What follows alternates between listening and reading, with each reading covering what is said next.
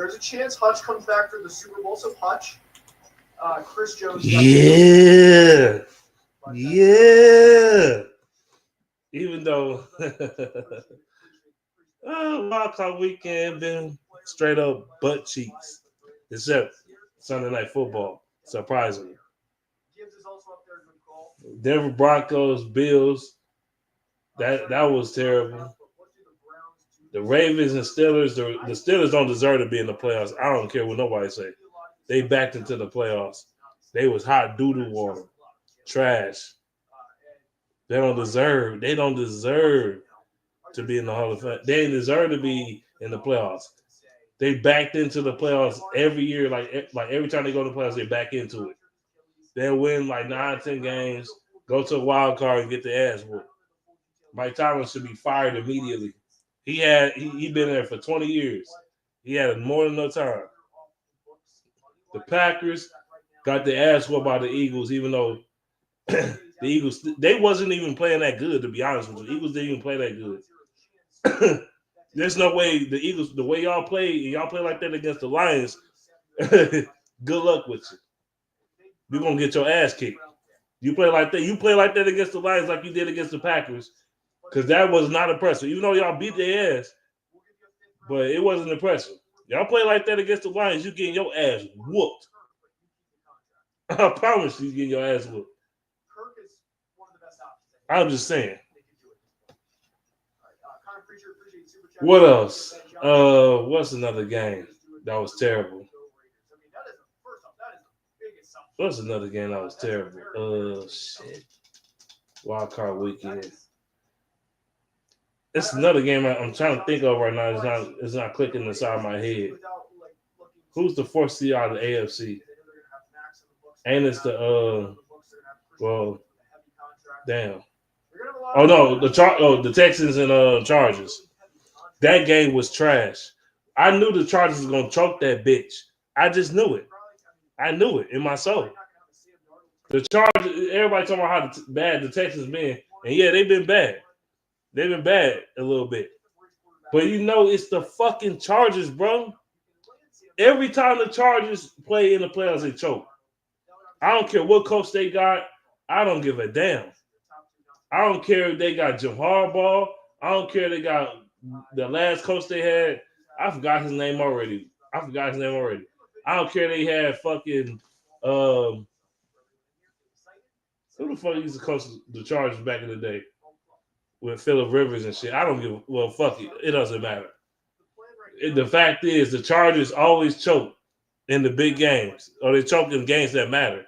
They do it forever. They like the AFC version of the Atlanta Falcons.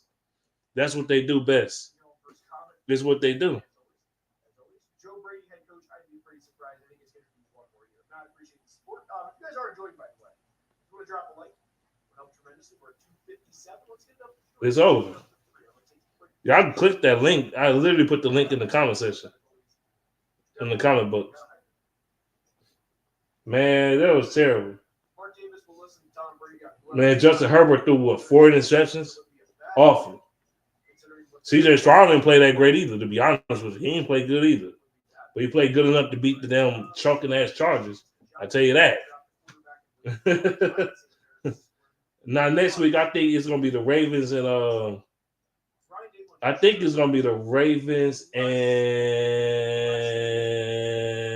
Bills. I think. I could be wrong, but I think it's gonna be the Ravens and Bills next week. Sam can be brought up a lot, but it's a lot. That's crazy. It's a very slim chance. I think that's gonna be a good ass game. Hello. What's up, man? What's up? Well, none of the games this week were good besides Tampa Bay again on Washington. Except this Sunday Night Football game. Yep. Jaden Daniels played great, man. You have to give him credit. Led a game-winning drive. Won Washington their first playoff game in nearly 2 decades, 19 years. I thought they won a game after that. I could have sworn they won a playoff game after that. Well, it was 2005.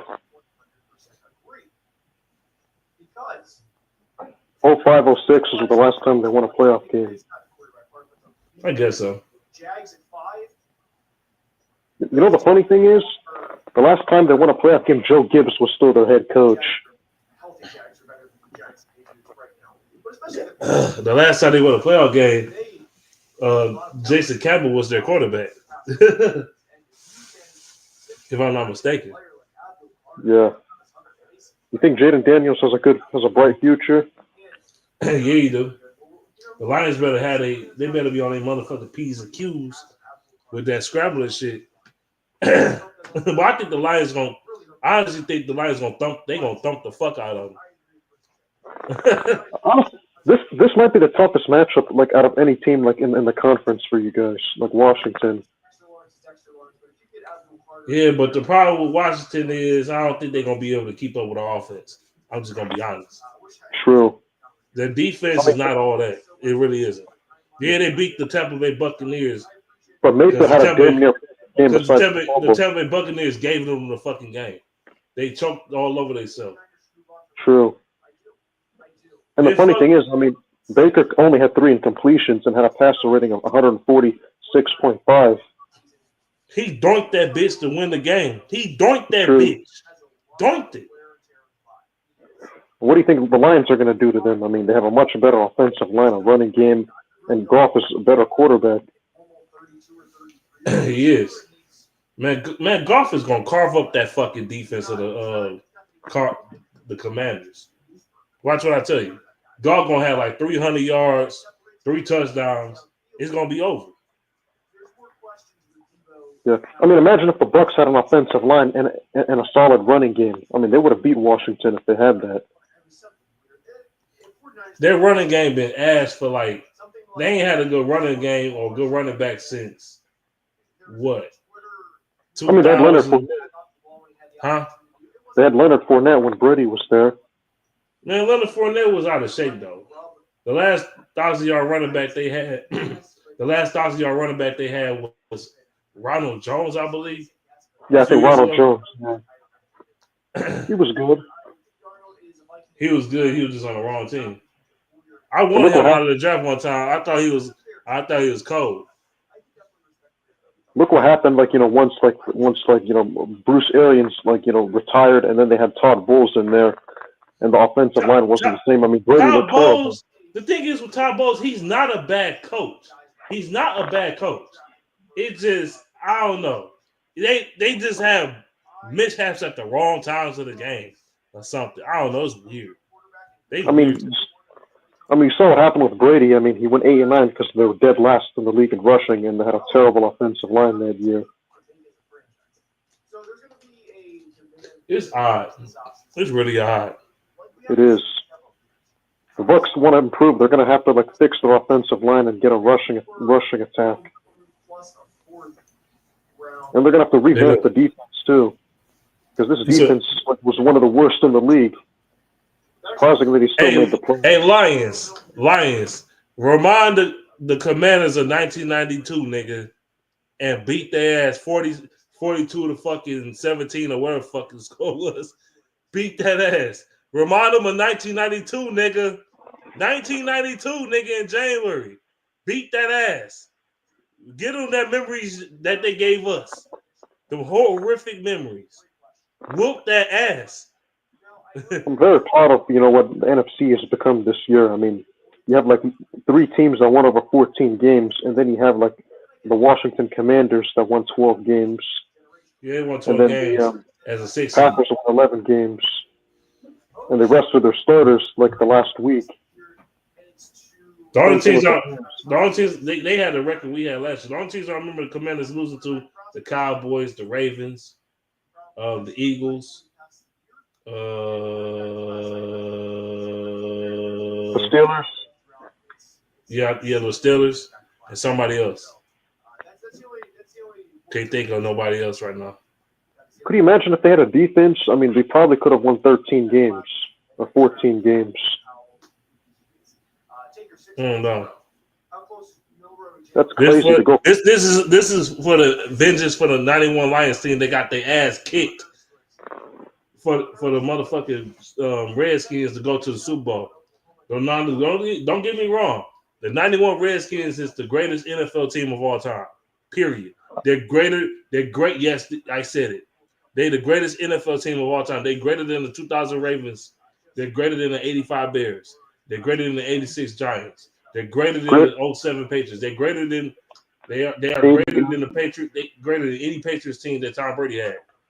They're greater than the 15-1 49ers. Huh? They're greater than the 89 49ers, that team that went 15-1. They're better than the 49ers. That team was a motherfucker. When you got the number one offense and the number one defense, and you literally kill everybody in your path like that, yeah. Greatest team ever. That 91 Redskins team will beat the shit out the 85 Bears. Oh, they would. I mean, they would. Because they had both. They had offense and defense.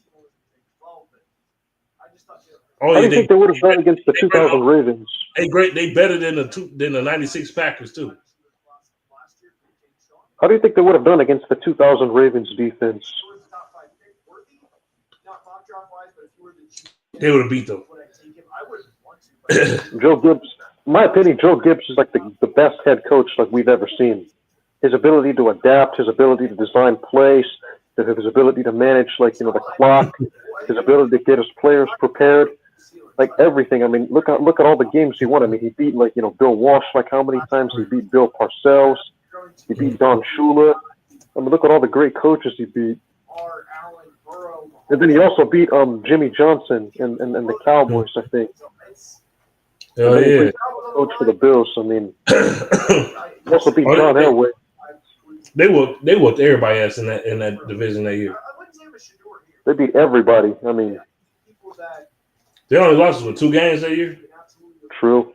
In the 2 games they lost, they barely lost. So I think Joe Gibbs honestly was a better coach than Lombardi, than Shula, than Walsh, than Jimmy Johnson, than Chuck Noll and Tom Landry. And then you have guys like Paul Brown and George Halas that go after them.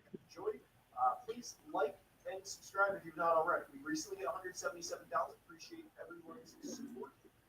205 the NFL draft is the goal. A little over 3 months to get there, but that is the goal. So 200 by the NFL draft. Please like and subscribe if you are not already.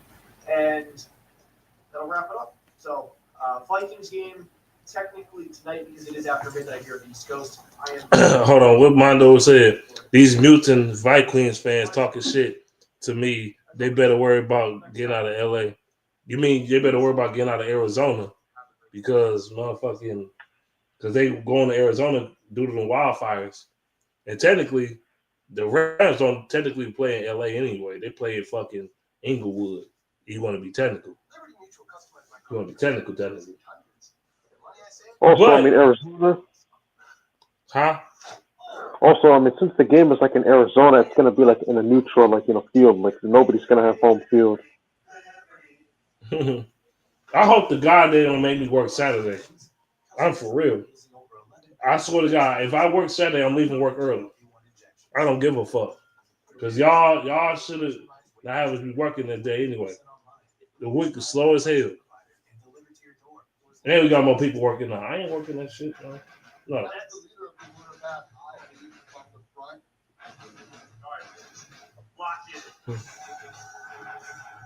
We'll see how this next game turns out. I mean, I have my Rams winning the game. Darnold isn't necessarily built for the bright lights, in my opinion, and he can't handle pressure. The thing is, y'all gonna have to play the Eagles. Whoever win that game, gotta play the Eagles now instead of playing. The Eagles don't good. The Eagles didn't look good today. They struggled against the Packers, and the Packers had a lot of injuries. I'd rather play the Eagles than y'all motherfuckers. Hell no. The Lions, that offense a motherfucker. They average 33 points a game. And yeah, honestly, I'd rather play the Eagles too. And two, the Lions, if they ain't had all these damn injuries, before all these injuries, they was a top 5 defense. A lot of people forget about that. They was a top 5 defense. Literally, they really was a top 5, really top 3 defense before all these. We had so many fucking injuries. Then they just start going to shit. But I think AG gonna cook up something on young Jaden Daniels. They gonna give him these exotic ass looks and shit. He ain't gonna be ready for it. And they kicker doing all this extra shit when he about to kick the field goal and still damn near missed that bitch. He doinked that bitch, but he doinked it on the inside. He got lucky as fuck doing all this shit with his hair and shit. You don't remember that shit? He was doing all this shit. He was doing all this. Remember that? Like that Dan Snyder dark magic failed this time.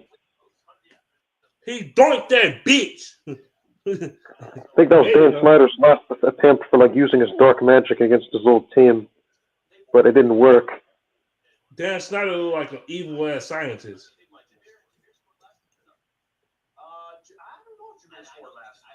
I mean, he must be upset that his team won a playoff game. Like, and the minute he had to sell the team. Yeah, get him the fuck out of there. He was a horrible owner. I mean, this is karma. And, you know, congrats to the loyal Washington fans that had to deal with all of this drama and the name change and the bad ownership and the irrelevancy.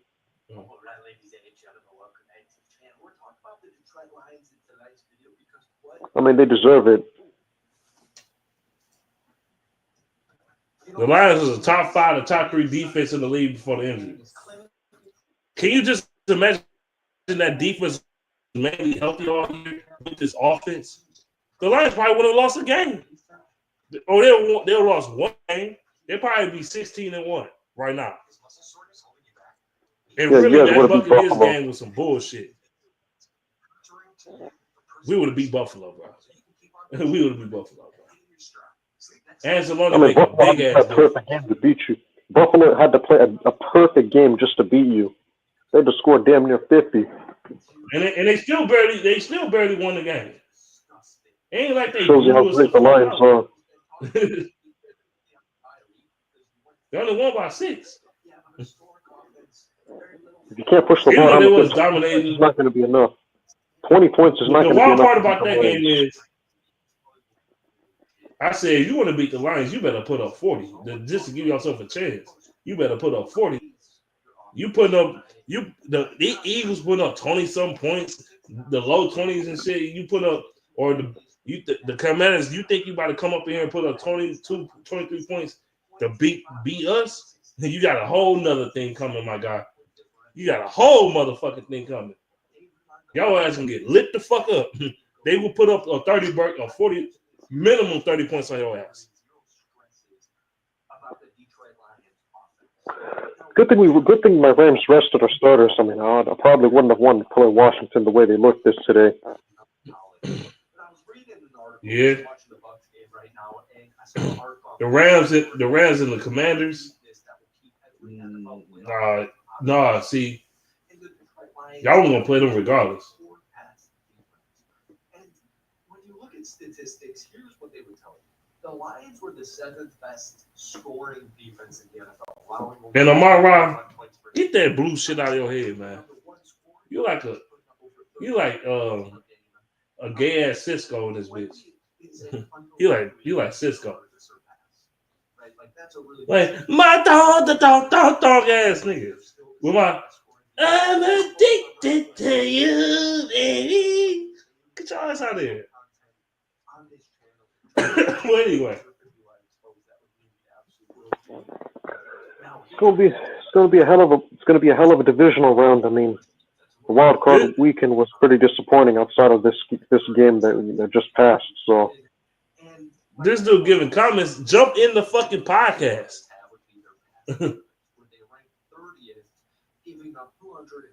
I will talk to you faster you talking to me directly than me reading your messages. Trust me. Hey, man, Beast. How are you going to react if the Texans upset the Chiefs next week? Like, what's going to be your reaction if that happens? You said who upset the Chiefs? Yeah, like if the Texans upset the Chiefs next week. That ain't gonna happen. That's not going to happen, though. And the Chiefs at home too. The Texans ain't got it, man. Even fully healthy, they weren't gonna beat the Chiefs. What if they did, though? What would you have said? I would have been happy as fuck. I ain't gonna cap. I would have been happy as hell. Like, yeah, they beat the Chiefs. I'm tired of these bitch ass motherfuckers. But Taylor Swift will be there. She's gonna show her white billionaire magical powers and shit on that team, and the referees gonna cheat and do all this gay ass bullshit. Watch what I tell you. Watch what I tell you. Yeah, they're going to win. I mean, the AFC this year is pretty trash outside of the Chiefs and Bills. The Lions defense has always stepped Mm-hmm. up. I don't know why. The Steelers, man. I don't know. Steelers are frauds. The Chargers, Their defense got ran over. Honestly, most of these postseason losses they had, their defense failed them. Believe it or not. True. Everybody say the offense knows their defense. Realistically, you want to be honest. How many times you let Blake Bortles put up a 40 burger on your ass, Mike Tomlin? You let fucking Blake fucking Bortles, nigga. The fuck you talking about? And then you let fucking Baker Mayfield with the Browns, nigga, get the first playoff win with the Browns, nigga. Since the 50s or whatever fuck. No, I'm not. It ain't the 50s. But you know what I'm saying. But Baker Mayfield, huh? I was about to say I'll come up for a couple minutes because I got to get up early and shit. You must got to be awake at like 7. 8. I was close. Like, what the fuck, man? I was going to come on earlier, but I was busy as hell. And two, I seen Dante today. I seen Dante. Oh, you bumped into Dante? Yeah, I went to his restaurant they work at. We was, yeah, I got some food from there and shit. I seen Dante today. Yeah, man, looking at what I seen these wild cards so far, man, and I'm going to say this respectfully. I'm not being full of myself or nothing. I'm not being cocky. I'm not being arrogant. I don't really see no threats to the Lions so far. No, not even the Commanders. The Commanders might give you a little scare, maybe 1 or 2 times in the game early and shit, but they don't scare me. They don't scare me. And there's no disrespect to them. I like them. They're an up and coming team.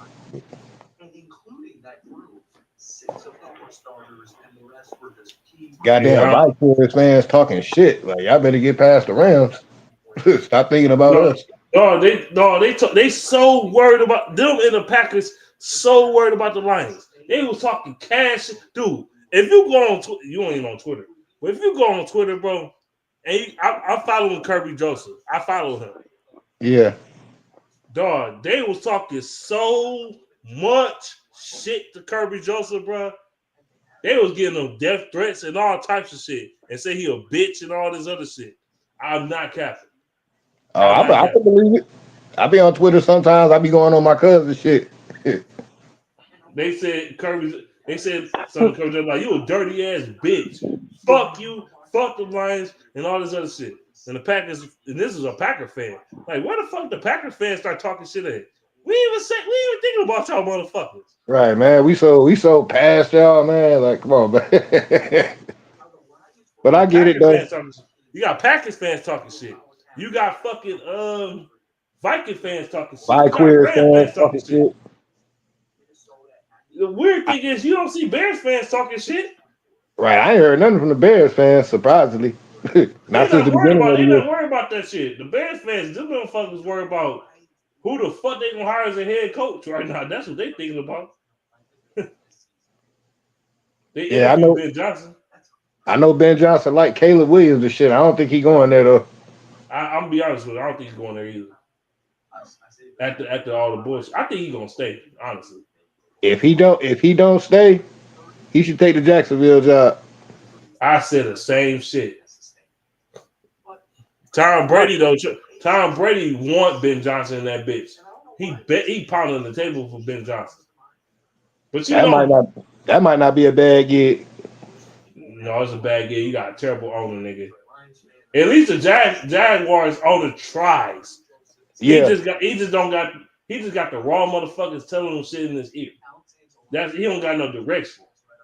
The Raiders owner, he just don't give a fuck. That's the difference. I'd rather you try than not give a fuck. You know what I'm saying? I like his father better than him. Mm-hmm. Rest in peace to Al Davis, man. He was crazy as hell, but I fuck with Al. He just don't give a fuck. And if the Al owner, Davis, Khan from the Jaguars, he yeah, gives a fuck. He ain't going in the right like he just started in the wrong direction with the manager and shit and all that shit.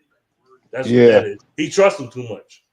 Kind of like how Bill Ford Sr. trusted fucking Matt Millen and shit. It's that type of shit. yeah. I definitely wanted Matt Millen to work out. I wanted him to work out. Even though he's That a one, racist piece of shit, and I ain't talking about I Matt went Millen. horribly wrong. Then he started giving me racist vibes. So what do you guys think about Antonio Pierce being fired by the Raiders? I think It's it was a bad bullshit. move. It was a bad move. I mean, he changed the culture for that team. He set the tone, and he had nothing to work with. Man, he ain't changed shit. Gerard Mayo, he got a raw deal. Not Gerard Mayo. I thought Gerard Mayo should have got another chance. Antonio Pierce had no talent. I mean, they were selling all their assets to get draft picks, so they sabotaged him. It's basically what they did with Hugh Jackson the first time. Remember the Browns? They sold all of their assets to get draft picks because they were tanking. And then he had like Deshaun Kaiser and like RG3 who was on IR. I mean, they were horrible.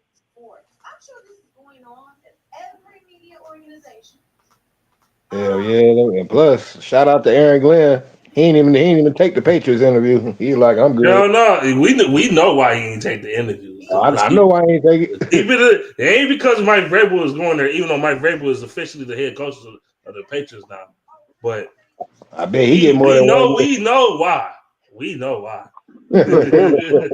We know Antonio why. Pierce did everything. It ain't because they fired Gerard Mayo and they gonna try to bring him in. He getting fired so quick. No, we know why.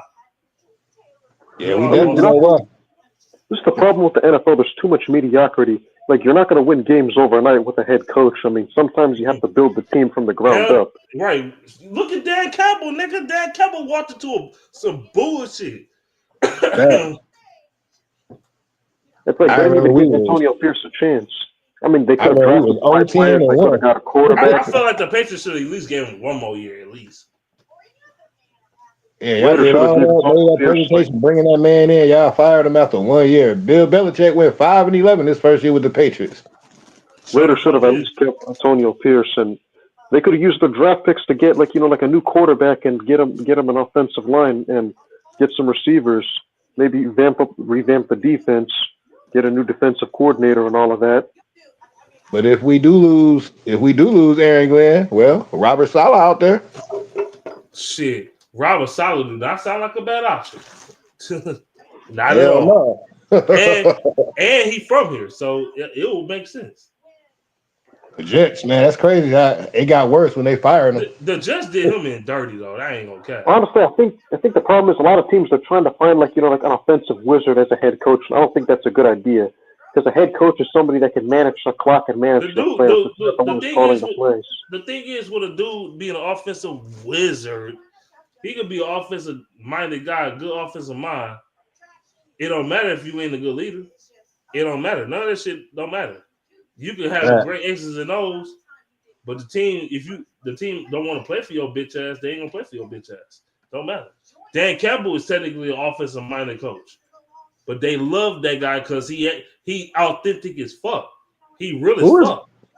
Who is number 48? Who is number 48 for the Commanders?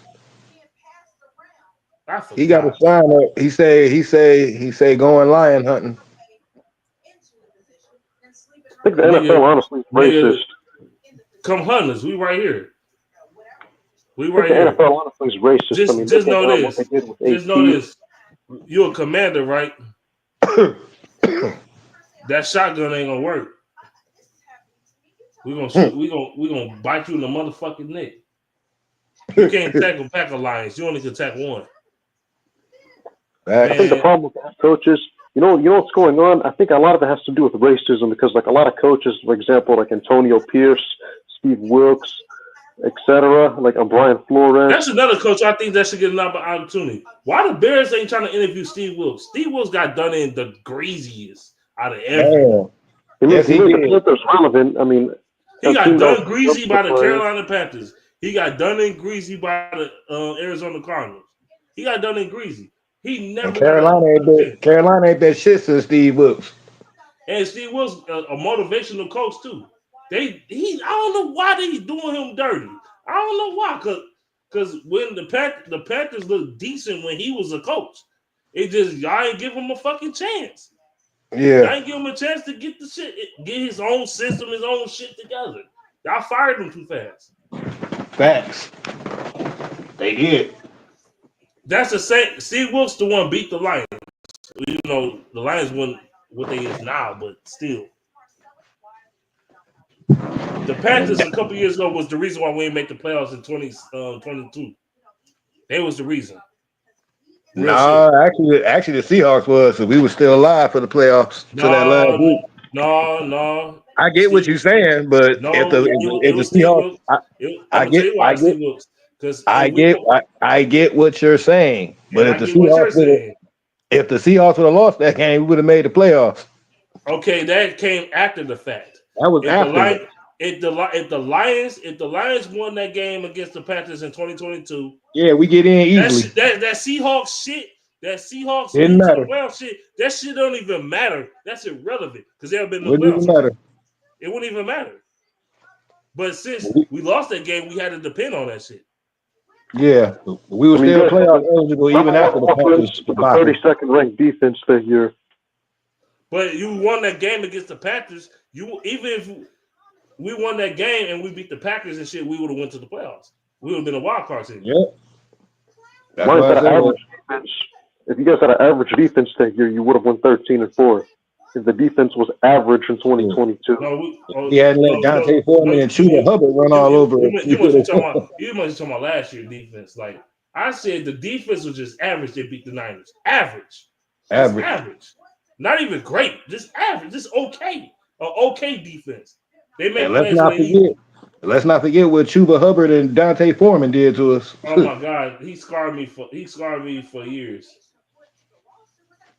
Dante Foreman, he always been an underrated running back though. Yeah, I remember he got drafted by the Texans and shit. What team he play for right now? I forgot. Dante Foreman, I think he on the Titans.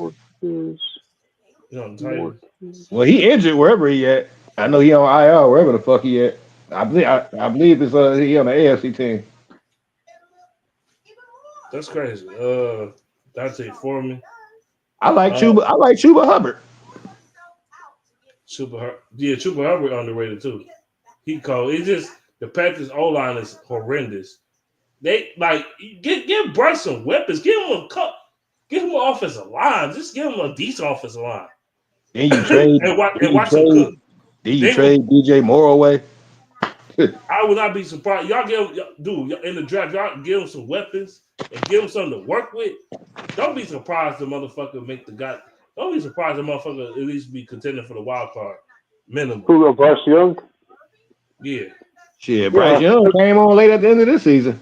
I think the Panthers are going to a dark horse contender next year for the playoffs.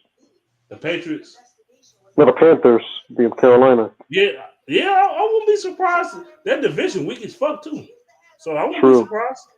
If he's still available in the fourth round, which he might be, I wouldn't mind if the Lions drafted Shador Sanders. All the Panthers got to do is fix their defense. Once they ain't got a shot at the other two.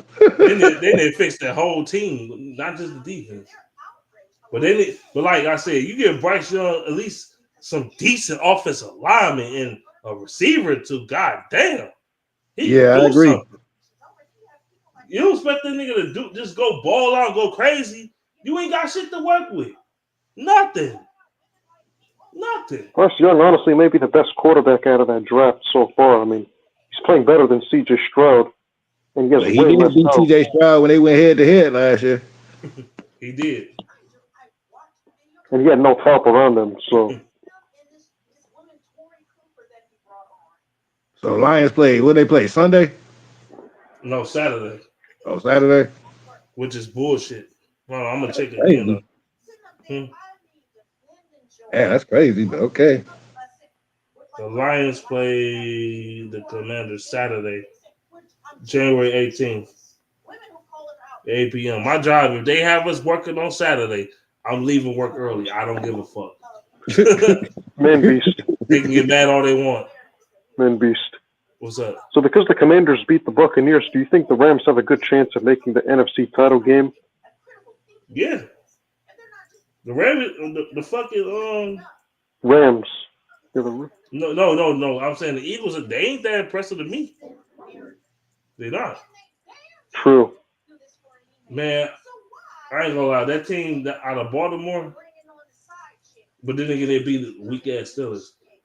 Don't they play against the Bills next week or some shit? Yeah. Yep, they got Buffalo. Ooh, yeah, that's gonna be on Sunday Night Football for sure. Definitely Sunday Night Football material. Dude, if I'm the NFL, even though I think he's the MVP, if you lose to Patrick Mahomes again, you're not getting the MVP, man. Yeah, this game, it ain't Sunday Night Football. Get the fuck out of here, nigga. Wait a minute. The game come on at 6:30. It might still be Sunday Night Football because it's just coming on earlier in the day. I can't believe I'm about to say these words I'm about to say. What? Go Irish. Hell yeah. Fuck. I don't like them either. I don't like Notre Dame either, but I do not want to see Ohio State win. I despise Ohio State. For real. I would take Ohio. I would if I had a gun on my head, I'd rather take the Irish. I had a gun on my head because I hate Ohio State. That coordinator for the Texas Longhorns basically screwed the game up by not running like at the goal line. Yeah, I agree. Yeah, I do not want to see Ohio State win on that, man. The hell with that. I do not want to see that. And even if y'all do win the Natty, we still on y'all. Yeah, but so what do you think about Notre Dame? I mean, nobody really cares about them.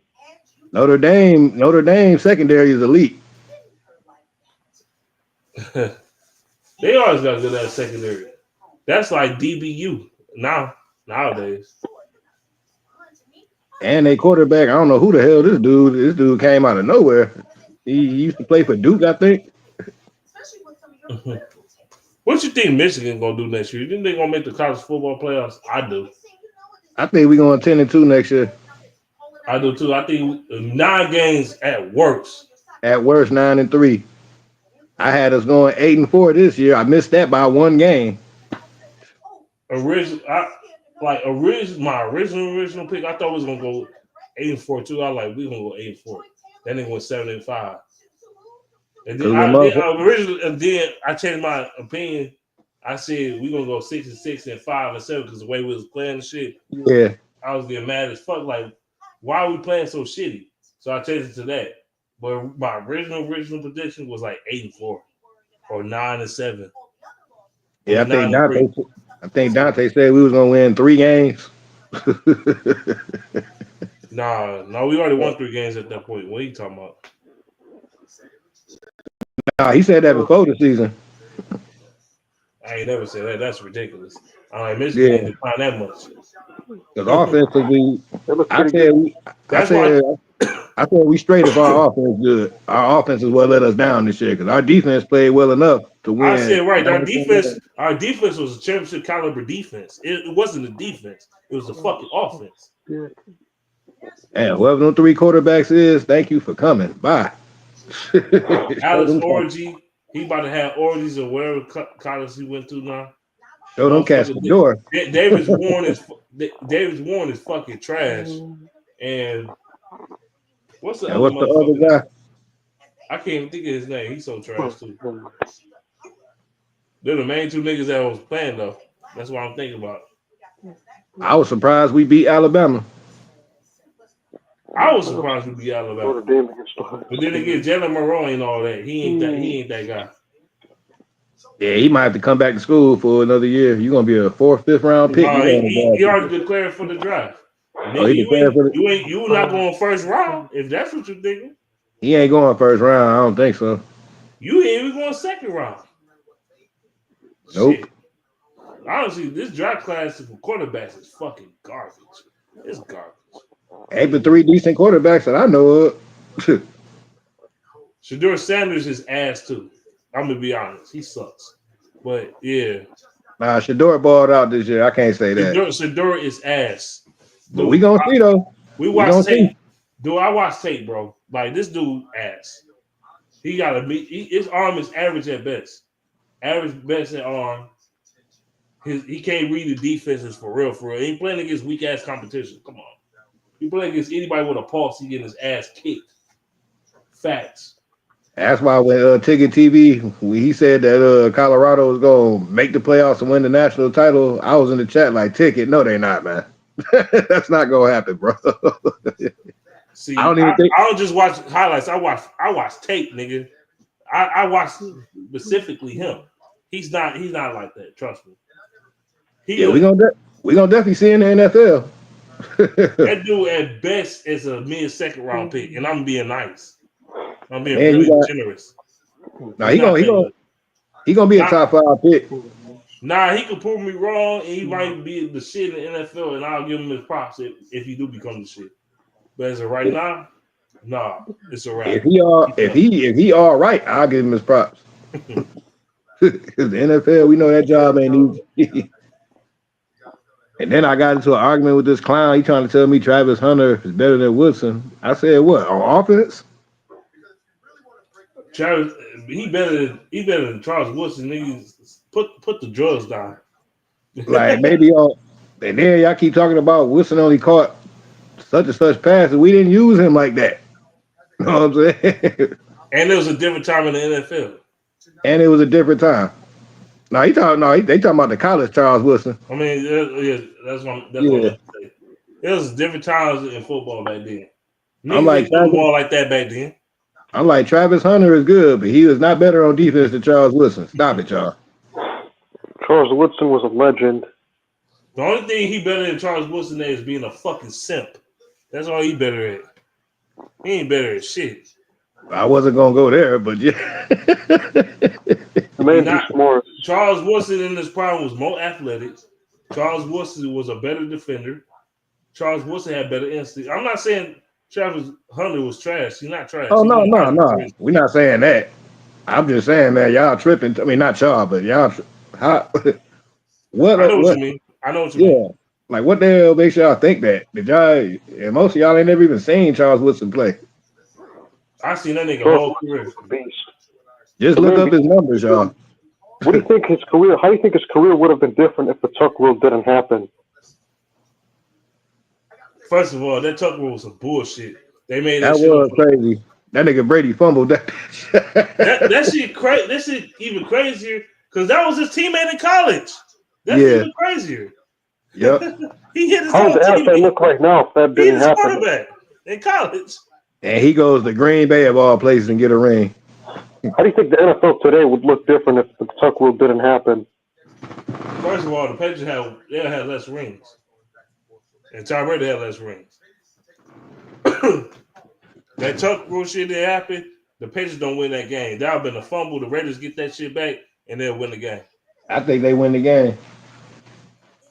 The Raiders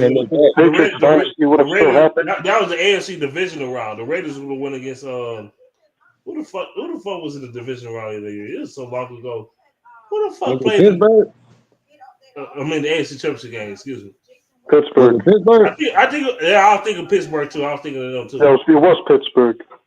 I think of the Pittsburgh Steelers as well. I think they would have lost it, man. That'd have been a good ass game. That would have been.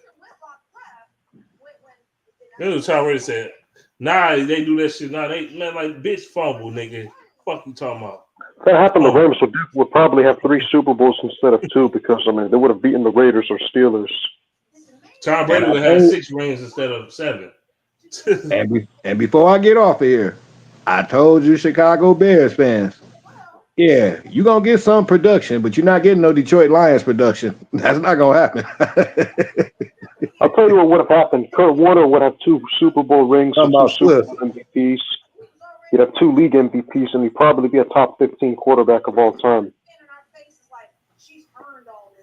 But shit, I'm about to hit the stack, man. Y'all have a good night, man.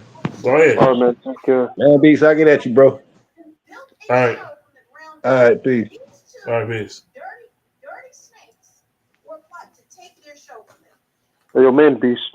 Yeah. I honestly think that Kurt Warner would have been a top 15 quarterback of all time if the Tuck rule didn't happen, because chances are he's probably going to have 2 Super Bowl rings with 2 Super Bowl MVPs, 2 league MVPs, and the historic passing records that he had, and the Rams wouldn't have fallen apart.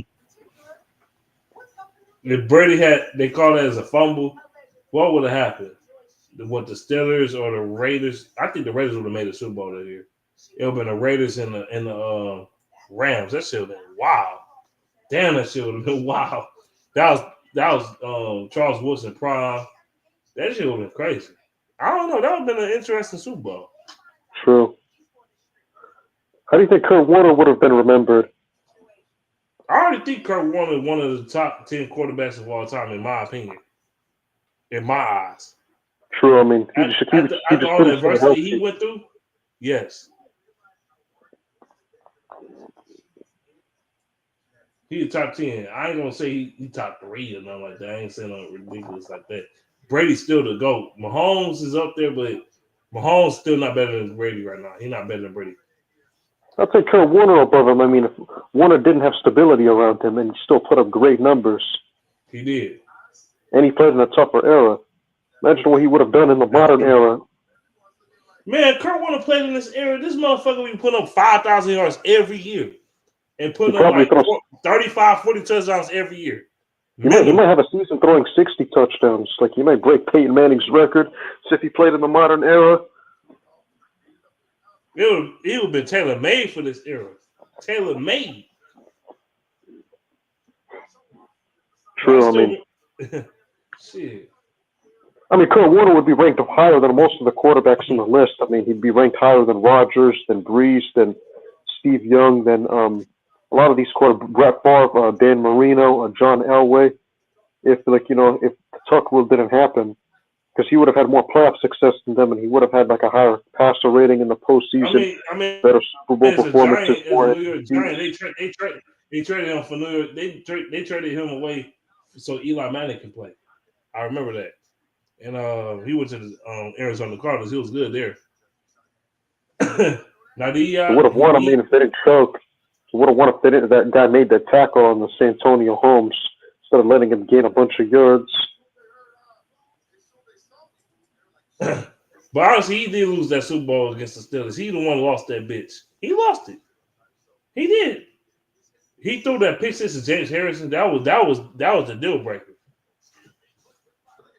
To be fair, he played a great game outside of that one interception, and he didn't hit Fitzgerald. That one interception cost him everything. That was a pick six. It wasn't just a pick; it was a pick six. And shit. Yeah. Warner was still a legend, in my opinion. I mean, what he did, with the Rams, will never be replicated again. Never. Even with 8-0 with the 32nd ranked defense, despite his defense being dead last of the year 2000.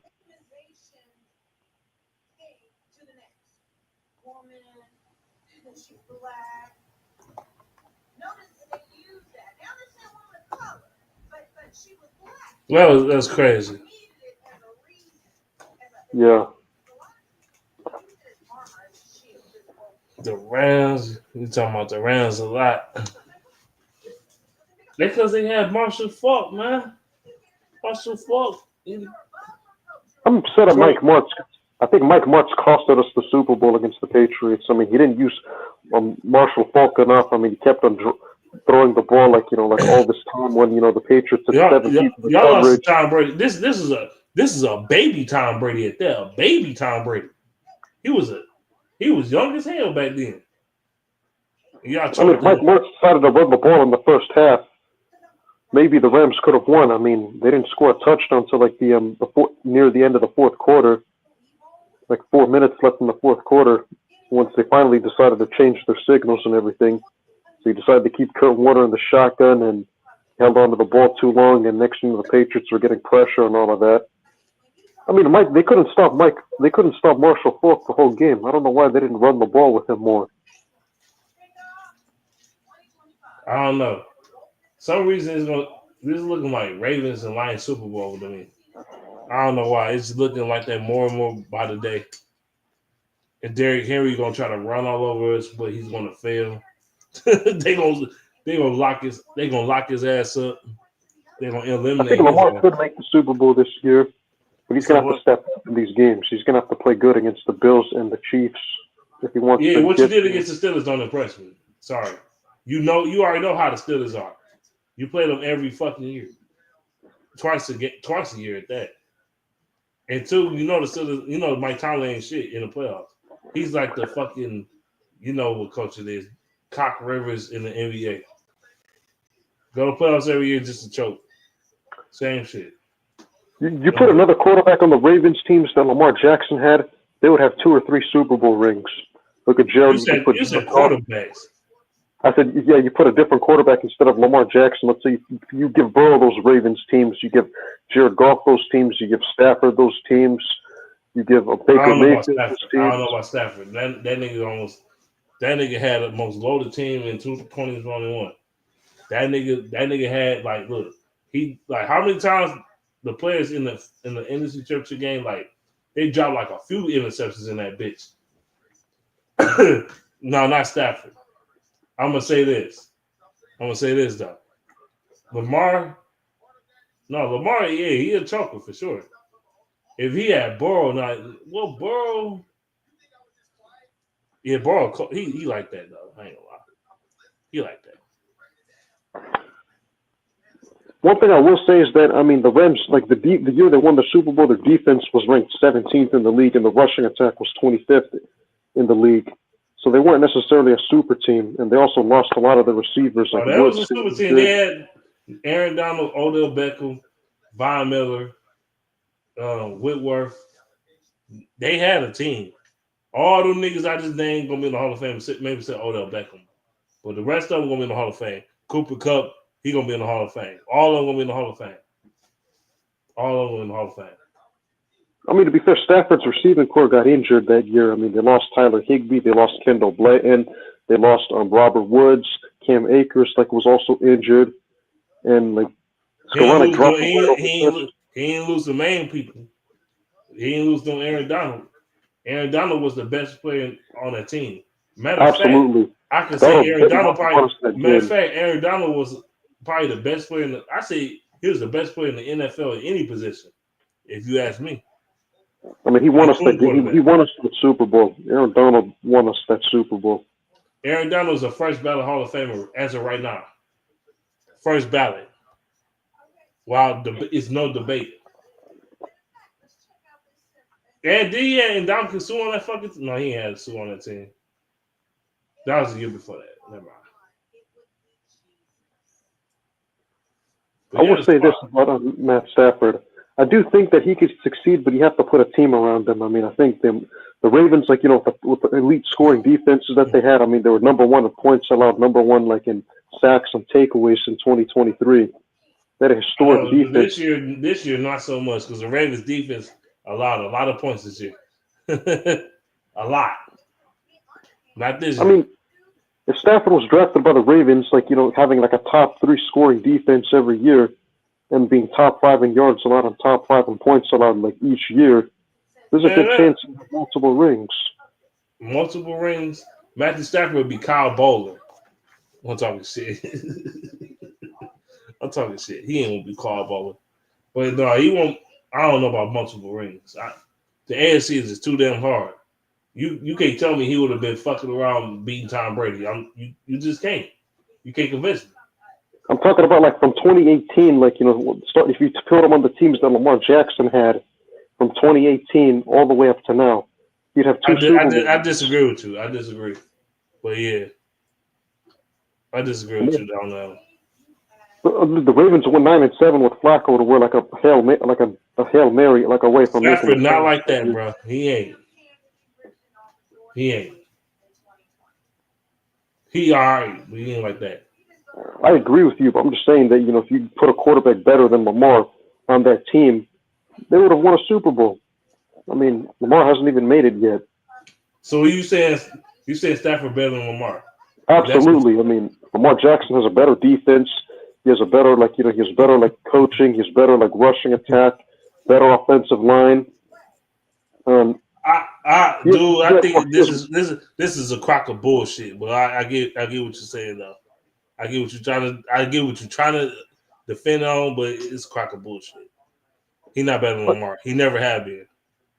Ever. I mean, dude, he had 41 touchdowns in 2021, and he also had like damn near 5,000 yards. Lamar Jackson this year has 40 touchdowns passing alone. Fuck the rushing yards. Passing, he got over 40 touchdowns passing. What the fuck are we talking about? What is this? This conversation is ridiculous, in my opinion. It's ridiculous. And you ain't even talking about the rushing yards. Don't even give me including that shit. He's not better than Lamar. He's not. And no, Goff is not better than him either. So don't say, oh, you're just a Goff boy. No, that's not true. Goff not better than him either. I'll say that. He's not. But I know when the playoffs are way better. In the postseason, they performed a lot better than Lamar. I mean, Lamar had like Goff did perform better in the points at home. In the postseason, you're right. You're right. Lamar's a choker. He's the ultimate choker. For sure. Not going to disagree with that. I mean, look at Lamar's record when his defense allows more than 27 points. He's like 8-15. Like career-wise. I mean, the reason why like he wins all these games because he has like the best defense in the NFL every year. Like, you know, top 5 in yards. The first year they were like number 2 in yards allowed, number 1 in points allowed. Can he beat Mahomes? No. He can't even beat Josh Allen. Well, we're gonna find out this Sunday. But he can't beat Josh Allen either. I mean, Stafford with a depleted roster beat Josh Allen this year. Man, you want to keep talking about regular season or postseason? Every time I'll do postseason. You talk about regular season. Every time you talk about regular season, you talk about postseason. So I'll just do postseason, you know. So what is it? So essentially what I'm trying to say is that, you know, like if you give like, you know, Matt Stafford, like, you know, the defenses and the coaching and the offensive lines that Lamar had from 2018 like on, because people forget the Ravens were like number 1 in yards allowed and 2nd in points allowed Lamar's first year. And then the following year they were 4th in yards allowed, 3rd in points allowed. And then the very next year they were 7th in yards allowed and 2nd in points allowed. And Lamar Jackson still like, you know, crumbled when it mattered. He did. So did Stafford. They both choked. Shit. Look at the Chargers game. He had like 25 yards like in the first 3 quarters. And then like he only looked good afterwards because they played prevent defense. And then the very next year, like he was abysmal at home and Staff had it in garbage time. And then the very next year, he didn't even score a touchdown against the Bills. That's per usual. You finally jump up in this beat. Yeah, man. What up, though, man? What's good? What up, though? I was looking forward to talking to your ass, Paul. Wow, what happened? What's up? We were talking about Matt Stafford and Lamar Jackson. Playoffs, like I said, not who necessarily better, but playoffs that says what would happen if Stafford had a Baltimore Ravens team that Lamar Jackson had. I'm like, bro, Stafford is not better than Lamar. And 2, Lamar is in the tougher conference. And 3, fucking the AFC is garbage. The AFC, like, why do you think Mahomes reaches the Super Bowl every year? The conference is trash. I mean, look what happened when he played Tampa Bay. He got exposed. And every time be that trash, he beating everybody in the Super Bowl every year. It can't be that trash. You don't think Stafford would have gone by Mahomes one time at least with those Ravens teams? But don't get me wrong now. Jimmy Garoppolo fucked everything up with his whole ass. Emmanuel Sanders with that deep ball wide the fuck open. Wide open, yep. If he had connected on that shit, Mahomes would have 1 less ring right now. Mm-hmm. Yep. Yeah, 2. Honestly, the Eagles got screwed. I mean, remember, Devontae Smith caught a ball that put him in the Chiefs' 15-yard line. If they didn't overturn that, which was clearly a catch, the Eagles would have won that game.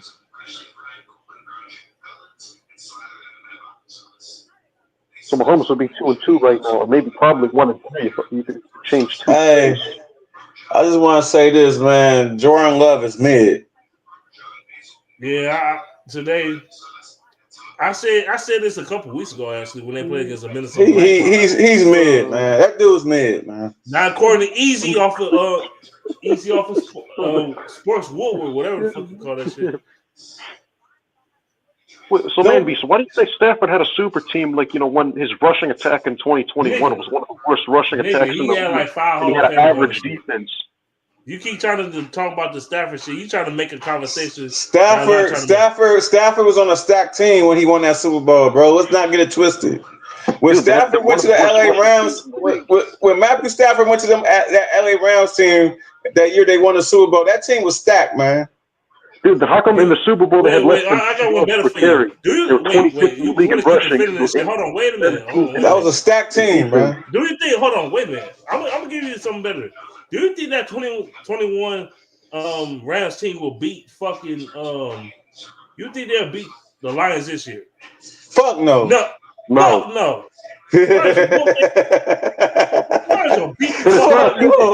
Fuck no. Then you're only proving my point. That means they're not a super team. They want a perfect team. Wait, no. Do you think they beat the? Wait, I got something better for you. Do you think they'll beat? Hold on, what's the team? They wouldn't have won. They wouldn't have beat the Bengals if they had an O-line. Shit. They're not beating Mahomes. Our entire receiving core was injured. Beckham got injured mid-game. We didn't have Robert Woods. We didn't have Cam Akers healthy. Tyler Higbee was our backup. The Lions' whole team is injured. I don't want to hear that shit. All right. Come on, you think the Bengals would have been in the game if OBJ didn't get out? And y'all barely beat the Bengals. Barely. And Beckham got injured. Odell did get hurt in that game, though. I mean, he was cooking. He was cooking in that game. He was cooking. Yeah. Stafford would have had 5 TDs if Beckham was healthy. They could have stopped Beckham the whole game. He had 2 interceptions in the Super Bowl. Cut it out. I mean, come on. One of them was juggled by Skoranek if you actually watched the game. Stafford led the league in interceptions that year, too. People don't talk about that. He led the league in touchdowns, but he also led the league in interceptions. He led the league in interceptions that year. Yeah. Most of them came after his receiving core got injured. I mean, like in the first 8 games, he had 22 touchdowns. It don't matter. It don't matter. He still led the league in interceptions, man.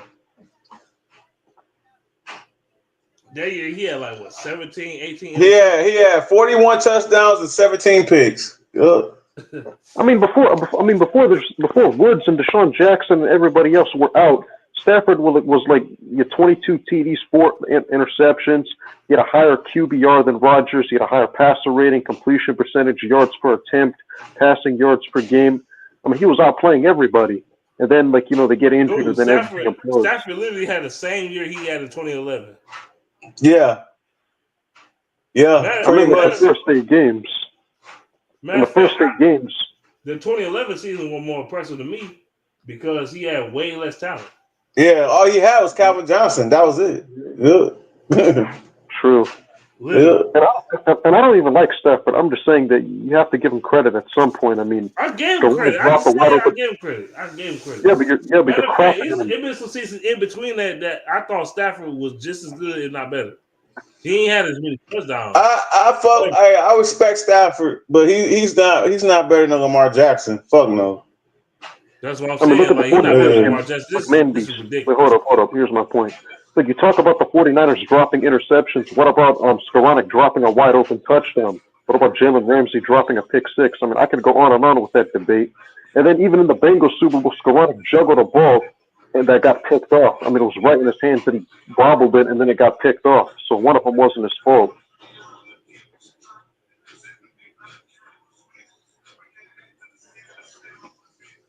No, this is ridiculous. I don't know. If you watch the game, you see Skoranek literally juggle the ball.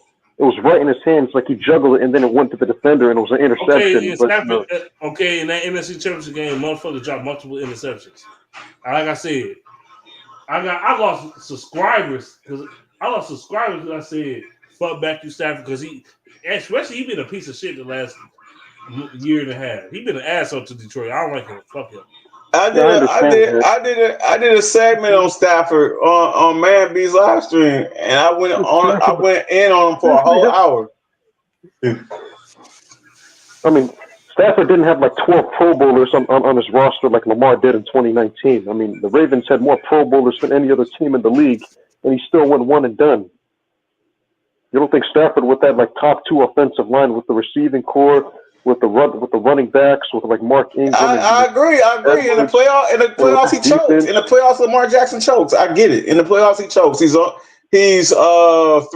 in playoffs now. 3-5. And the AFC North that year was horrible. I mean, the Steelers were injured, and the Browns and the Bengals were like lottery teams that year.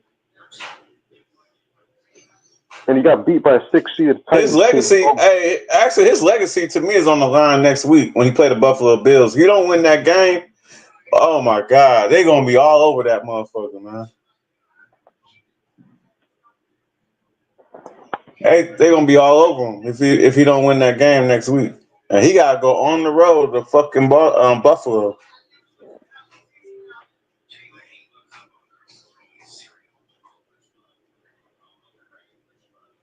I got Baltimore winning that game too, by the way.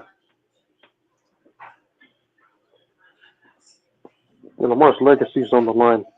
I guarantee you put Stafford on the 2019 Ravens Super Bowl.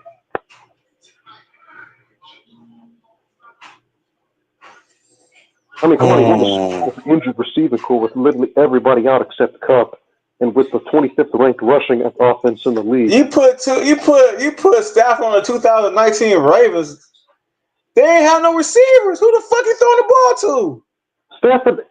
Come on, they had Mark Andrews. That's all he had. Mark Andrews. That's all the Mark Mark Andrews. He had he had Des Bryant. He also had Des Bryant. He was garbage as fuck back then. Des Bryant was on his way out. Who else? He had Hayden Hurst, who was a solid tight end. He looked pretty good in the Falcons when he left. Let's stop it, man. What are you talking about? Well, maybe because Lamar Jackson is inaccurate. Maybe Lamar Jackson. It's not. He wasn't inaccurate. No, he was not inaccurate, man. He ain't had no receiving core. Come on, man. You guys make that excuse. I mean, but you guys never give Brady a pass in 2019 where he had a horrible receiving core. I mean, but you guys want to give Lamar Jackson that excuse. Well, he didn't have it. All he had was Andrews. Tom Brady was throwing the ball to. He never had a Pro Bowl. Lamar Jackson haven't had a Pro Bowl receiver till this season. It's Zay Flowers. Did you know that? All right. I mean, the following years. I mean, look at later on. I mean, he had this year he has Rashad Bateman. He has Zay Flowers. Yeah, he finally got receiving core. Finally. Mark Andrews. I mean, last year he had weapons and he still choked. I mean, look, he had Rashad Bateman. He had Zay Flowers. He had Mark Andrews. He had Sammy Watkins. And then out of the backfield, look who he has out of the backfield to throw to.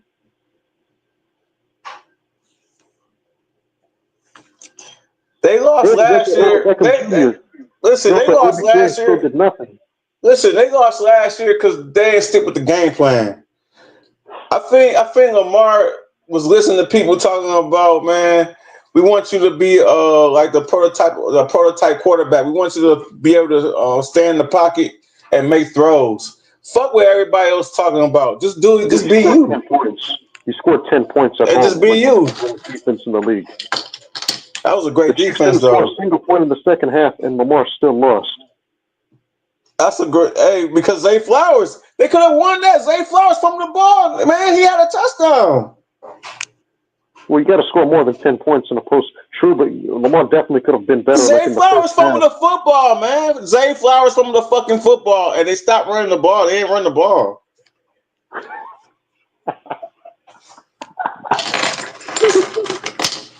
Did he not fumble the ball at the 1 yard line? Did he do it or not? Zay Flowers, did he fumble the ball at the 1 yard line? Yes or no? Yes, he did. That was the difference in the ball game, man. Because that would have tied the game up. I wonder why, you guys make excuses for Lamar Jackson, but you guys don't give the same passes to Stafford. What do you mean? What do you mean we don't get the same passes to Stafford? What you mean by that? I mean, Lamar Jackson scores 10 points at home, with the #1 defense and points, allowed sacks and takeaways. And they held the Chiefs to 17 points, and Mahomes didn't score a single point in the second half of the entire game. And Lamar Jackson, after the drive where he scored a touchdown early on, didn't score a single touchdown for the rest of the game. He had 3 points for the rest of Ask the game. anybody with a football mind. I want you to ask anybody, even in the chat. Just ask people with some type of football mind. Ask them if you think Matthew Stafford better than Lamar Jackson and see what you get. See what type of answer you get. This nigga bugging. I'm sorry. He's way better. I mean, he looked better against the Lions. Way better is crazy. Way better. Way better is nuts. I mean, he could read a defense better. He has a stronger arm. He can fit the ball in tighter windows. He can call his own plays. He used to be a Stafford hater. Now he went around to appreciate him, and he even saying like, "Bro, you bugging. You bugging." Stafford never had the talent that Lamar Jackson had. Besides Calvin Johnson. Lamar Jackson got surrounded with a bunch of talent. But at the same time, bro. You said now say that again. Say that again. You said what now? I said, Stafford didn't necessarily have like the supporting cast that Lamar Jackson had outside of like Megatron in 2014. What are you talking about? He had the supporting cast with the Rams when they won the Super Bowl. What are you talking about? I'm talking about when he was on the Lions, not when he was on the Rams. Okay. Fuck it. I'm gonna go here. Even with the Lions, he had a better supporting cast. He had Megatron. He's better than anything Ravens ever had in their whole franchise history. 2014, that nigga had the best defense in the league.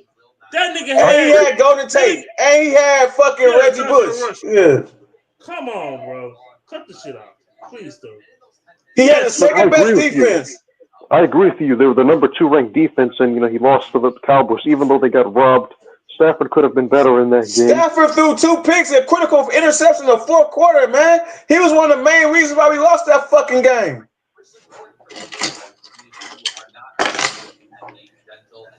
Let's be real. Let's be real. And don't act like everybody just forget about Golden Tate like he ain't get 1,000 yards. Golden Tate was a 1,000-yard receiver. Always leading the league in rack yards. He had more yards than out. So y'all can kiss my ass with that shit. Always leading the league in rack yards. Always leading the league in rack yards. Golden Tate had 1,300 yards that year. Calvin had like 1,100. Yeah. Normally quarterbacks, they should be able to elevate the receivers around them. Look what Patrick Mahomes does. Look what Matt Stafford does. Look what Tom Brady does. Matt Stafford can't say that. And you know what's crazy? Look at Kenny Galladay. Look at Marvin Jones. What they did without him, they weren't the same. I'm put Goff in this. Goff got 2 1,000-yard receivers. Niggas ain't talking about that though. You know what's funny about this shit? All this shit. If David Montgomery never got hurt, he would have had 2 1,000-yard rushers and 2 1,000-yard receivers. That shit is nuts. Jared Goff elevate better talent than Stafford. Jared Goff elevate the talent better than Matthew Stafford. Yeah, I said it. Yeah, absolutely. Goff has been to a Super Bowl. Amon-Ra, what the fuck was Amon-Ra before Goff really got in this bitch? For real. Yes, nothing. True. Goff played for the Rams. I have much respect for him. He elevates the talent around him. He makes do with what he has. He's not the most talented guy, but you know what he does do? He wins. Yes. And that's something that Stafford doesn't have. Like that's my main criticism about him. He doesn't have winning intangibles. Matthew Stafford is a gunslinger of the football, man. He makes erratic decisions. He's erratic with the football, and he's a gunslinger. That's who Matthew Stafford is. If you put pressure on Stafford, he makes a lot of mistakes. I seen it. I watched his whole career. I seen it. Seen it on my own fucking eyes, man.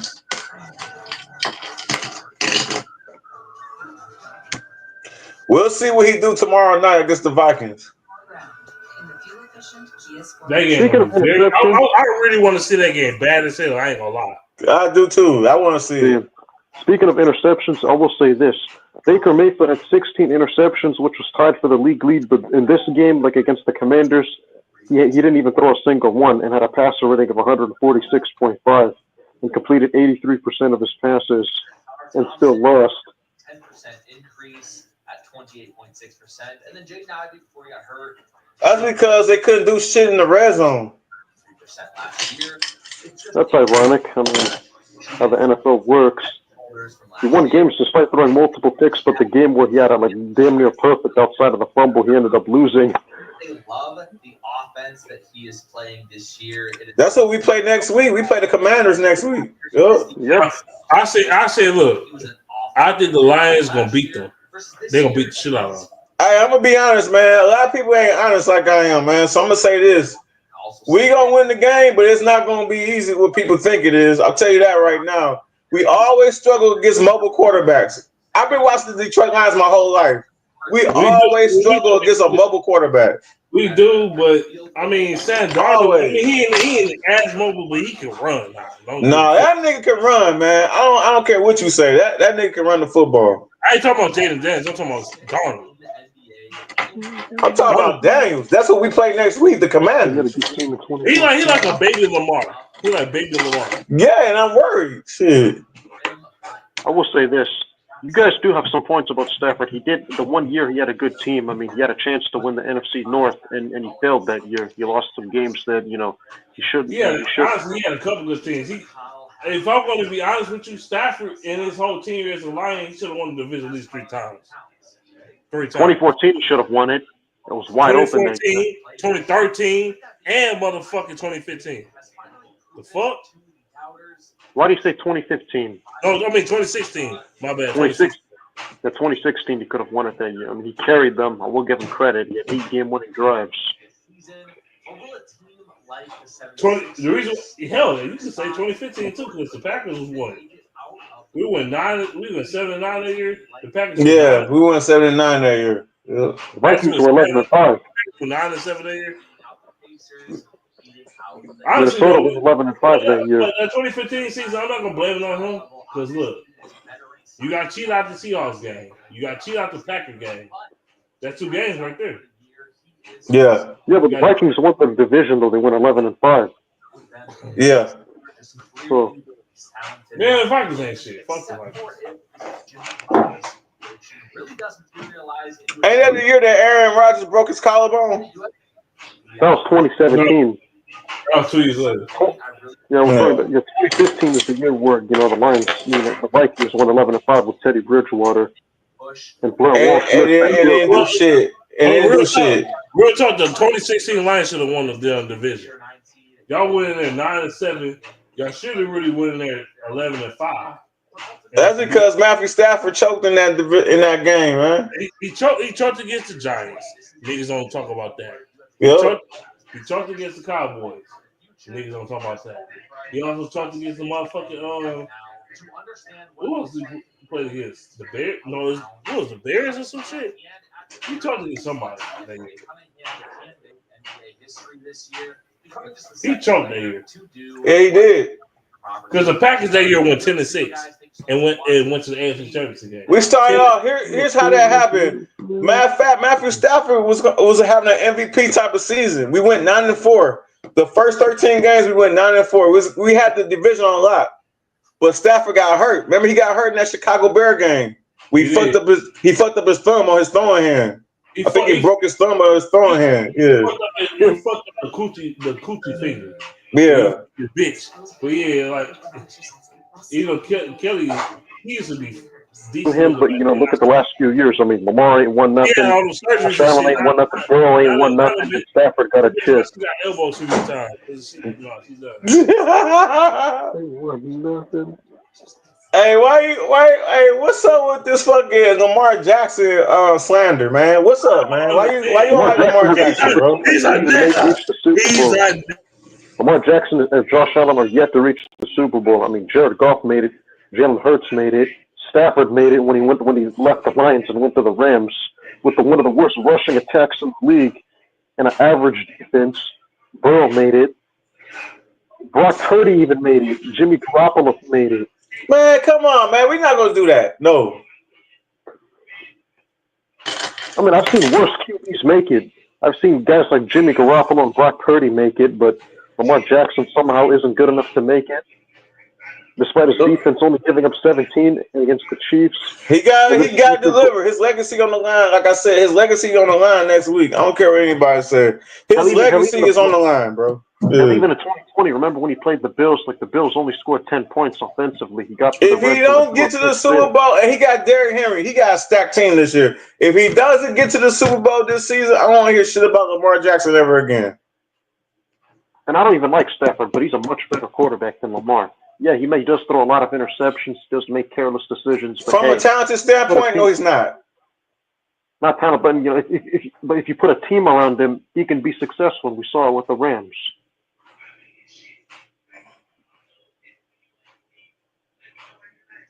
You love Stafford, don't you? Well, I'm giving him credit because he won my team the Super Bowl, and obviously I'm a Rams fan. And I appreciate what he's done. I appreciate Cooper Kupp. I appreciate Aaron Donald. I mean, he bailed out him, Aaron Donald, and Cooper Kupp essentially bailed out McVay. Because McVay's play calling and his clock management. I'm with you on this one. I said this last year, and I'm not backing down from my statement. I said if the Lions would have had Matthew Stafford in that NFC Championship game last year, we would have won. We would have went to the Super Bowl and possibly won that bitch. Like in a hypothetical situation where you could just plug him in for that one game. I said that. Manbees heard me. Everybody heard me say that. If we would have had Stafford in that NFC Championship game, we would have won. Absolutely. I'm muted like a motherfucker. I'm trying to talk shit. And y'all motherfuckers what I'm saying is, look, bro. Look. Motherfucking, if we had Matthew Stafford last year, we ain't winning shit, bro. It ain't happening. And number two, like, dude, if Jared Goff connected on Jahmyr Gibbs on that Texas route in the fucking game, this wouldn't be a conversation, bro. That shit and fucking Josh Reynolds dropping the fucking ball, not once, but twice. Gibbs fumbled, and then that one defensive back didn't catch the interception. You know why I never killed Gibbs for that shit? Because it happened at the beginning of the second half. You had a whole game to play. That's why I never killed him for it. Now, if he fumbled that shit in the fourth quarter, 3 minutes ago, I would have been mad than a motherfucker. That's why I never killed him for it. The main blame has to go to Josh Reynolds for dropping those balls on fourth down. If he caught those balls, the Lions would still have possession and probably would have scored a touchdown and iced the game.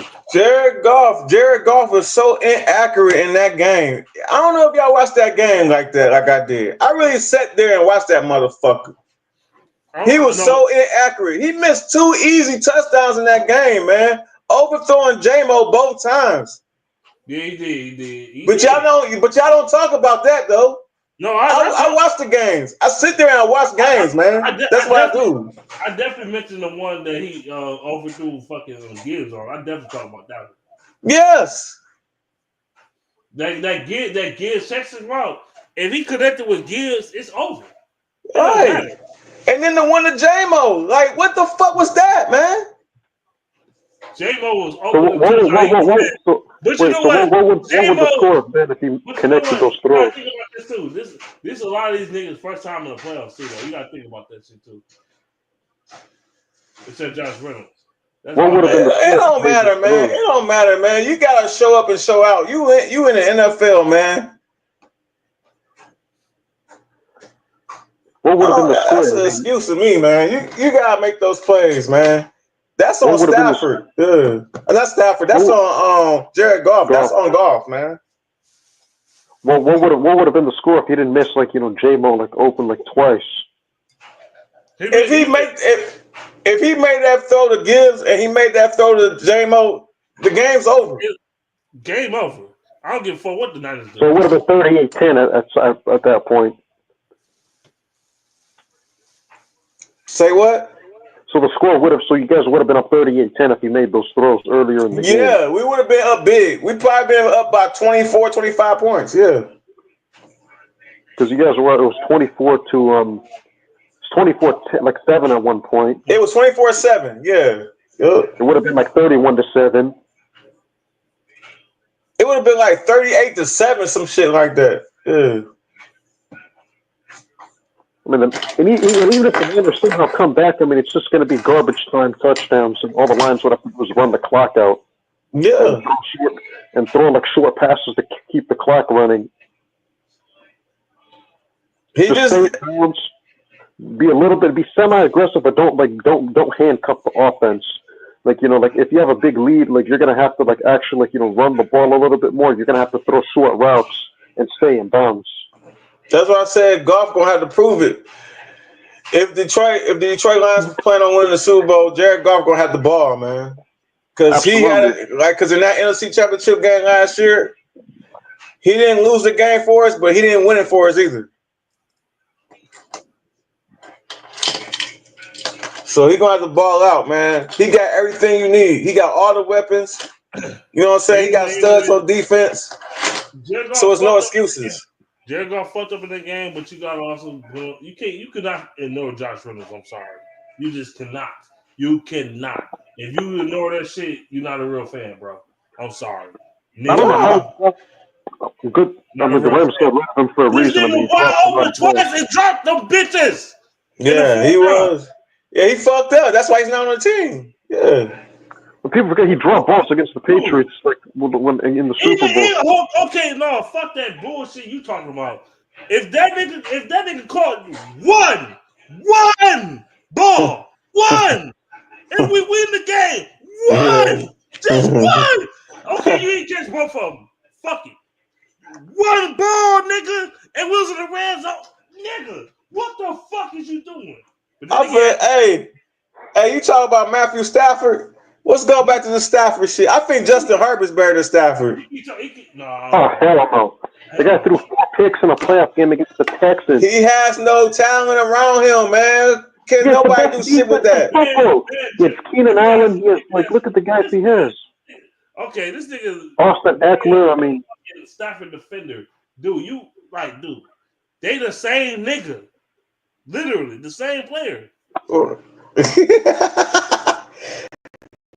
I give the edge to Herbert because he's more athletic. Yeah. Herbert can scramble more. Okay. He can run. Yeah. I mean, Stafford is more accurate. He has a better passer rating. He throws for more yards. He has more yards per attempt. He's more efficient, like in every metric, and he can read a defense better, and is better like in the pocket. What was Stafford in 2016 in that playoff game against the Seahawks? He used to want to be sucking his dick somewhere. If he can read a defense so well, why he always leading the league in interceptions, man? They only led the league one time. Only once. That was 2021. No. Nah. It's been more than one time, bro. Not first season, but I think it was like 4th season or 5th season, whatever the fuck it was. Dude, Stafford in 2013 had 20 interceptions, bro. Yeah. Didn't Eli Manning have more than him that year? No. Manning. I think Manning did have more than him. I think he did. Yeah. I'm not talking about 2015. I'm talking about 2013, nigga. Yes, Manning had more than him. That's what we're talking about. We're talking about 2013. Yeah. Stafford was 6. You might. But ain't that you have like 20 interceptions is great. I know it's horrible.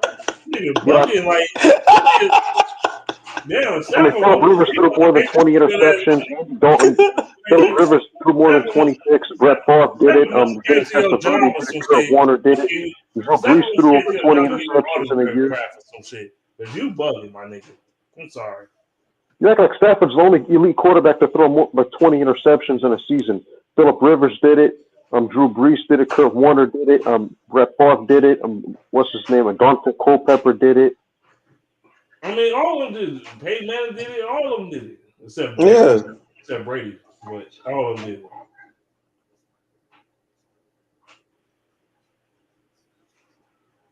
You just bugging, my nigga. You bugging. We about to see what Stafford do. We about to see what Matthew Stafford do tomorrow night.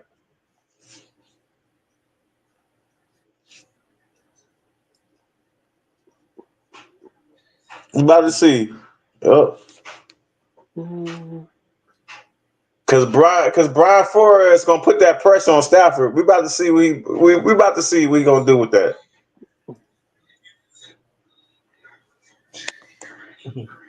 So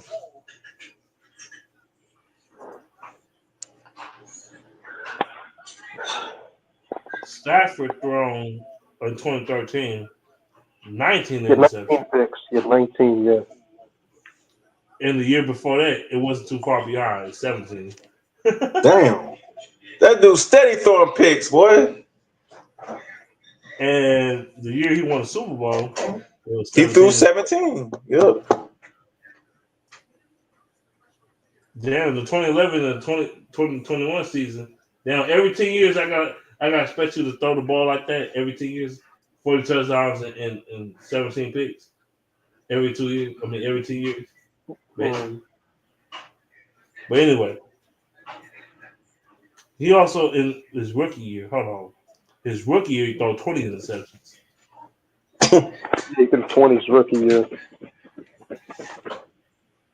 He threw Dude 90.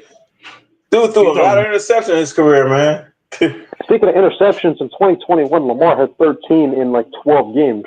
So if Lamar played the whole season, he would have had more picks than Stafford, and he had a higher interception percentage like than Stafford that year.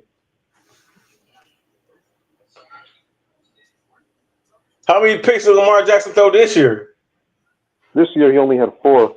All right, then. 4 picks ain't shit. Ain't shit. That's excellent, nigga. He taking care of the football. He's efficient with the football.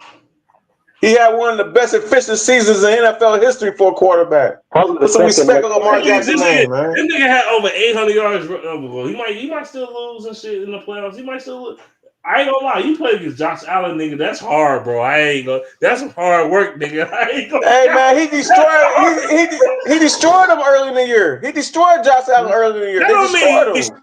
man, that's a regular season, and that was early in the regular season. I'm not really counting that shit right now. I guess you. I'm accounting. Shit. If Stafford had his whole receiving core healthy in 2021, he would have had 47 touchdowns. Patrick Mahomes got his ass pushed. He got shit pushed in by the same team that he beat in the playoffs. So I'm not really gonna go off that. So just saying. They're saying I got Baltimore winning that game. Man, Beast, I will say this. If you look at Lamar Jackson's career, we've seen he has great regular seasons. I mean, this regular season is probably the best QB season we've seen since the most efficient one we've seen since Aaron Rodgers in 2011. Lamar has the second highest passer rating we've seen, only behind Rodgers in 2011, and then after that in 2020. For individual success for a quarterback in a regular season, this is the best I ever seen for a quarterback. I'm not even bullshitting. What he did was remarkable, man. I don't think anybody will top what Rodgers did in 2011, but this is up there. This is better than Rodgers shit. This dude almost had 1,000 yards rushing for a quarterback. Over 4,000 yards passing, 45 touchdowns, 4 picks, man. Come on, man. Ain't nobody that had a season like Lamar Jackson, bro. And he still might not get the MVP. That's what's crazy. He should get it this year. Last year should have went to McCaffrey, but this year is Lamar, clearly. Ain't no quarterback has a season like Lamar Jackson. None in the history of the game. None. In the regular season, nobody had a season like Lamar Jackson. Nobody. Not even Aaron Rodgers. So he's basically like Aaron Rodgers with wheels. Yeah. He's basically Aaron Rodgers. Running stats do count. It counts. Running stats counts. So, yeah.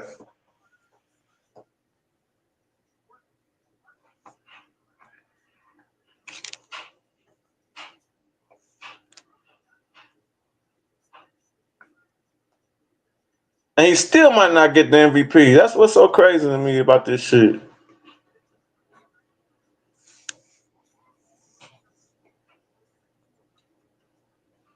I think the sports writers might get Lamar. They might have that Lamar Jackson fatigue, man. I don't know. And they might just give it to Josh Allen. Shit. Because Josh Allen got numbers too, and he did it with less talent.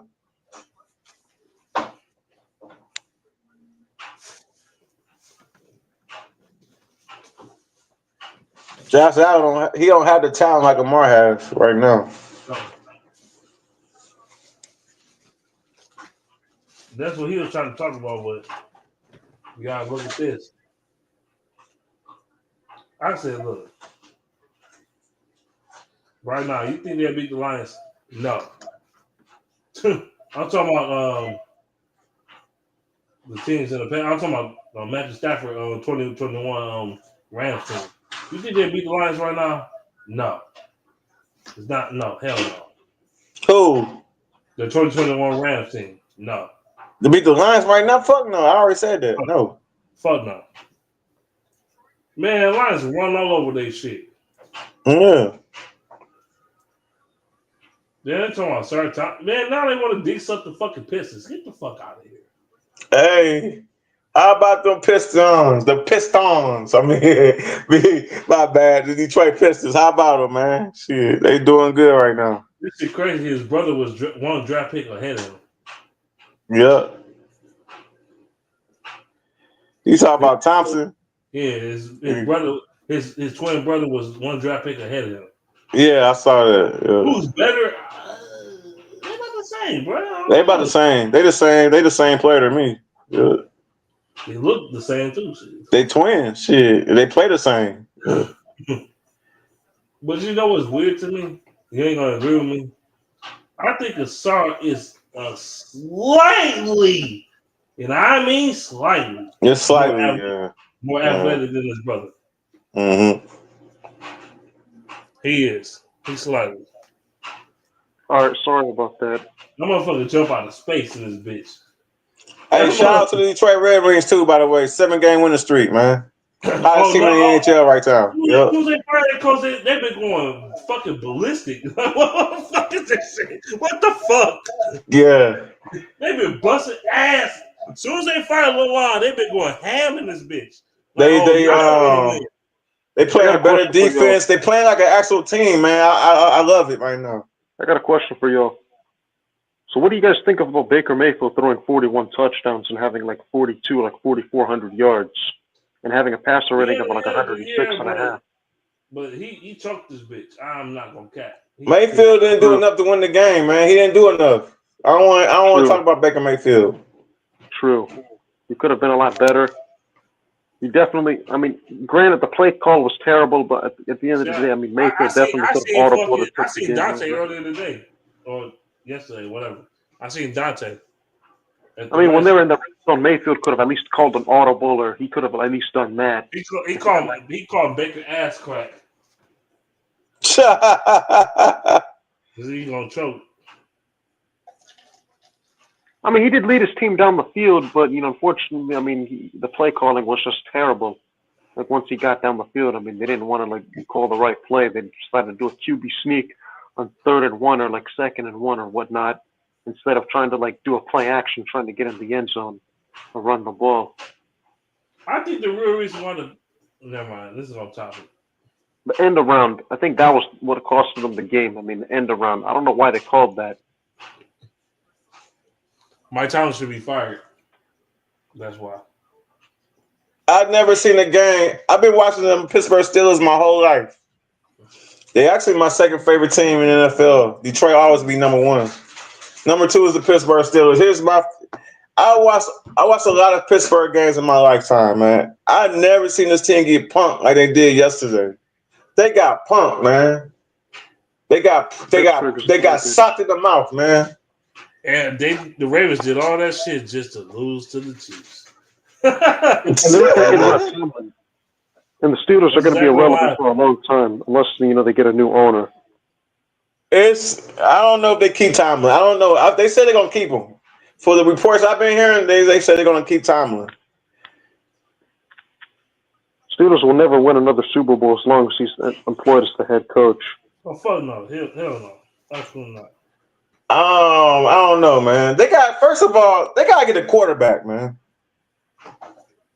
They got to get rid of their head coach first, and then they got to rebuild. They got to get a quarterback. They got to revamp the team. It's going to take several years. Well, okay, what's wrong with Mike Tomlin? What's wrong with Tomlin? Who do you replace Tomlin with? Who is out there to replace Mike Tomlin? Ben Johnson, Antonio nigga, the Pierce, fuck you talking about? Rich Bisaccia, and a lot of guys who you could replace Tomlin. You know what? with. All jokes aside, though, that would be the perfect team for Ben Johnson to go to. Perfect team to go to. Yeah, like I'm telling you, I don't think that Ben Johnson shit. I don't think he's gonna be a good coach, man. That's my opinion. I don't think he's gonna be good like that. I mean, he doesn't have clock managing skills. He doesn't have leadership skills. He don't have no culture. He's not a culture builder. What makes you think he gonna go to a team and build a culture there? It's just gonna be like that. It's gonna be like that motherfucker that was the offensive coordinator for Tom Brady all them years in Patriots. What's his name? McDaniels. Josh McDaniels. Josh McDaniels.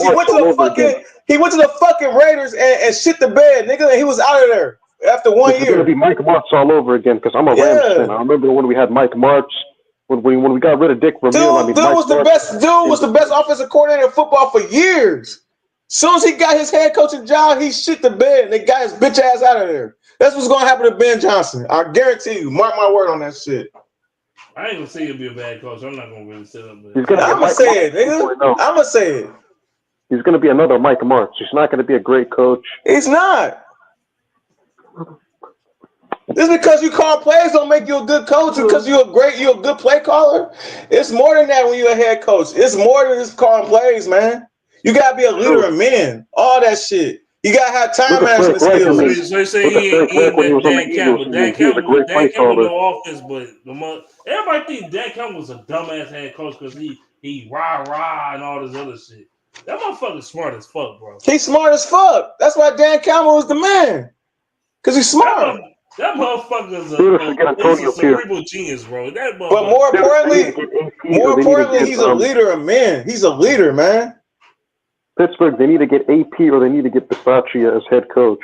Those are the best options available I can think of. Respond to this, my guy. Respond to this. This is not for me. This is for you.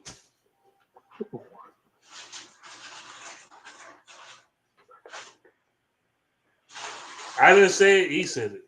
I said it, motherfucker. Get on here and talk to me. Let's talk about it. You call me a clown, get on here and talk about it. If you don't get on here and talk about it, then shut the fuck up, nigga. See, coaching, I mean, the problem is they try to get an offensive wizard, but it doesn't work out. I mean, they all fail. I mean, why do you think all these teams that I said what I fucking said. I don't give a fuck. I said what I said, nigga.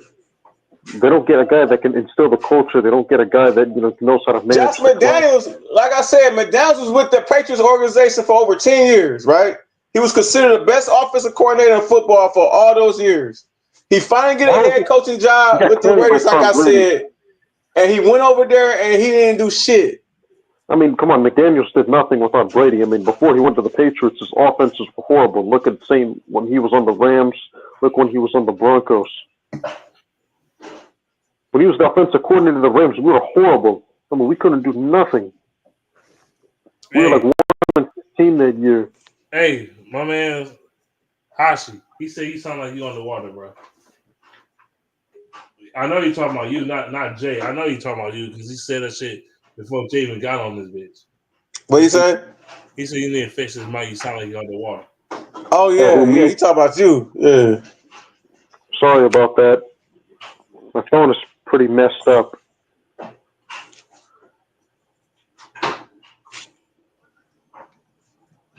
I like Woodward Sports, but I don't like Woodward Sports. I like the morning show. Maybe because it's black. I don't know. Man beast.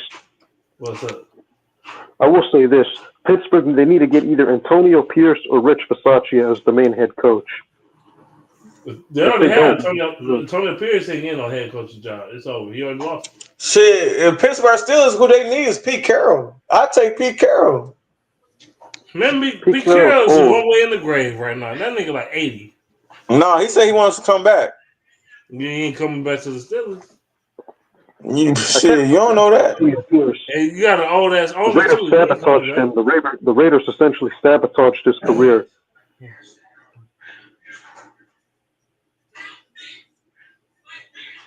They basically pulled what they did, what the Browns did with Hugh Jackson. Remember, the Raiders are doing the same thing. They're selling all their assets to draft picks. They're trying to. They were tanking on purpose. And Antonio Pierce got the blame for it when he had like no help at all. He had no quarterback. He had no like receiving core. He had no defense. He had nothing to work with. Look at Jimmy Johnson. He went 1-15 his first year as head coach. Bill Walsh had losing seasons. I mean, Tom Landry had 6 losing seasons before he won. Vince Lombardi, Joe Gibbs. I mean, they weren't all winning like straight out of nowhere. That's not how it works. And even Bill Cowher, I mean, got nothing to do with this topic, but what happened now? This dude saying is Jahmyr Gibbs the top 3 running back in the NFL? Yes. He'll be the best running back next season. Yeah. This dude had damn near 1,500 yards. This dude got like damn near 2,000 yards from scrimmage, man. What are you talking about? Led the league in touchdowns. Wait, who are you talking to? Me? I never said that. We didn't say you. We ain't talking about you. Oh. We talking about Jahmyr Gibbs, like, dude. They say he's the top 3 running back in the league. Yes, he is. Yes. Why is that even a conversation? You know it's crazy. He got one of the highest rating overalls on Madden, but he ain't got no superstar ability. Ain't that a bitch? That's retarded, man. Madden be holding the fuck out of the Lions. So I'll give the Lions credit. The Lions, it's not their fault. Other teams in the National Football League don't know how to develop, how to build a team properly. They don't know how to get a guy. Mayfield, that nigga overalls are 82, but he got a superstar ability. Get the fuck out of here. but fucking Jahmyr Gibbs overall is 10 points higher. He don't got no superstar ability. The Lions set the blueprint on how to build an NFL team. You need a guy that can. In my opinion, I think Jahmyr Gibbs is the best running back in football right now. I think he's the best in the game right now, even over Saquon Barkley. And that's what I'm standing on. Yep. He's the most efficient running back in the NFL. They're as well in the line. What about his line? Nigga, you act like the Eagles don't got a great offensive line. Eagles got a better offensive line than Detroit, man. What are you talking about? Yeah. What about his offensive line? I think I need one more.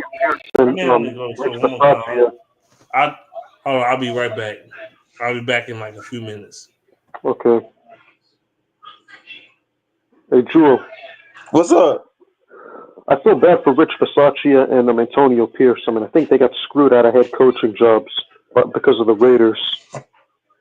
Yeah, Raiders is a shitty organization. They're a dumpster fire right now.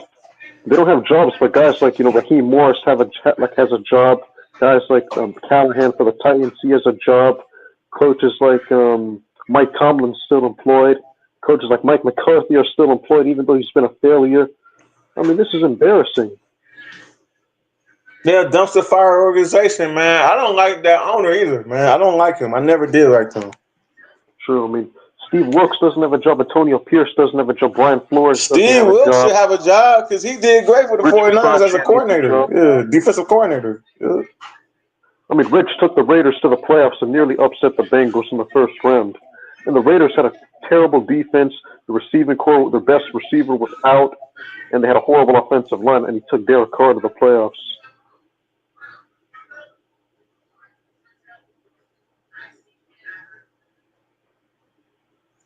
Like I said, I don't think Ben Johnson's gonna be a good head coach. That's just my opinion. Everybody entitled to an opinion, and that's my opinion. I mean, he calls plays. He's in a great system in Detroit, man. As a coordinator, when you're a head coach, you ain't gonna have if you're a head coach for say for instance Tennessee, you're not gonna have that same system like you had in Detroit, man. You're gonna have to start over from scratch. I will say this: if Ben Johnson leaves, get Alex Van Pelt immediately. I mean, look at what he did with the Browns in 2020. Yeah. Look what he did with Flacco. Look what he did with Mayfield. I mean, they had resurgences. And then once he left, the Browns had no offense. They were terrible. Yeah. Get AVP. AVP is like the next best thing you can have besides Ben Johnson. And maybe Ben Johnson knows what I'm talking about. I think Ben Johnson, maybe he knows what I'm talking about because he could have been a head coach last year. If he was so confident about being a head coach, he would have left last year. Why is he still around? Because I'm telling you, man, being a head coach, you got a lot of responsibilities, man. Just And being because head you're a coach is great, not just for because you're a everybody. great coordinator doesn't mean you're gonna be a great head coach, man. I mean, look We've at Kyle seen it. Shanahan. He was a great coordinator, but once he became a coach, Yeah. look what happened. I mean, look at Like Kyle Todd, Shanahan. Look at Mike Martz.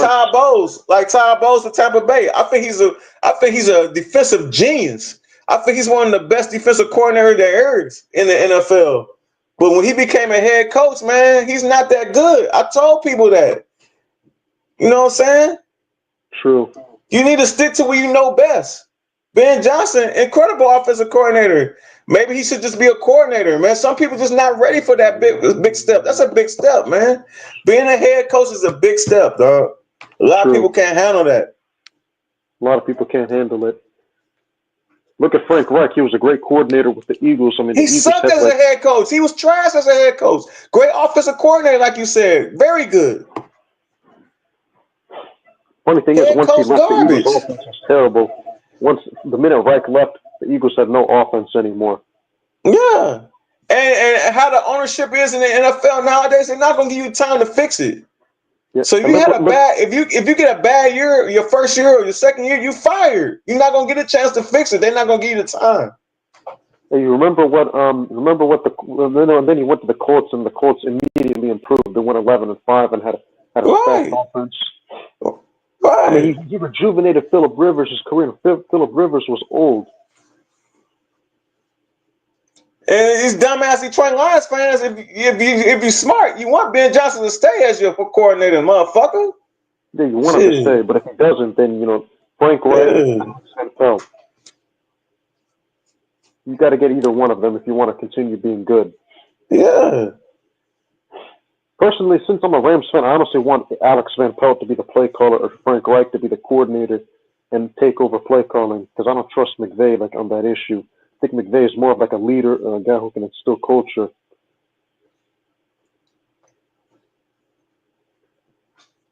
I like McVay. I like McVay. I know you don't like McVay. I like McVay.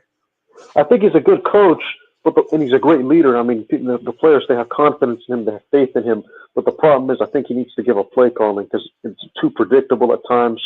He throws too much in the red zone. He doesn't know what to do. He gets conservative at the end of games. And I think he's holding the team back. Yeah. I mean, he's the reason that you guys beat us. And he's the reason, the Rams lost that playoff game last year.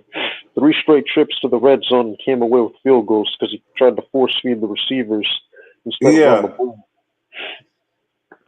They didn't run the ball. That's what I said. I said if the Rams would have ran the ball, they would have beat Detroit both times. They didn't run the ball. Karen Williams, they didn't give the ball to Karen Williams. They didn't give it to him. Yeah, we would have beat the Ravens if we ran the ball at the end. I mean, remember, we were only down by 3 and we're at the goal line. All we had to do was run the ball and, we score a touchdown.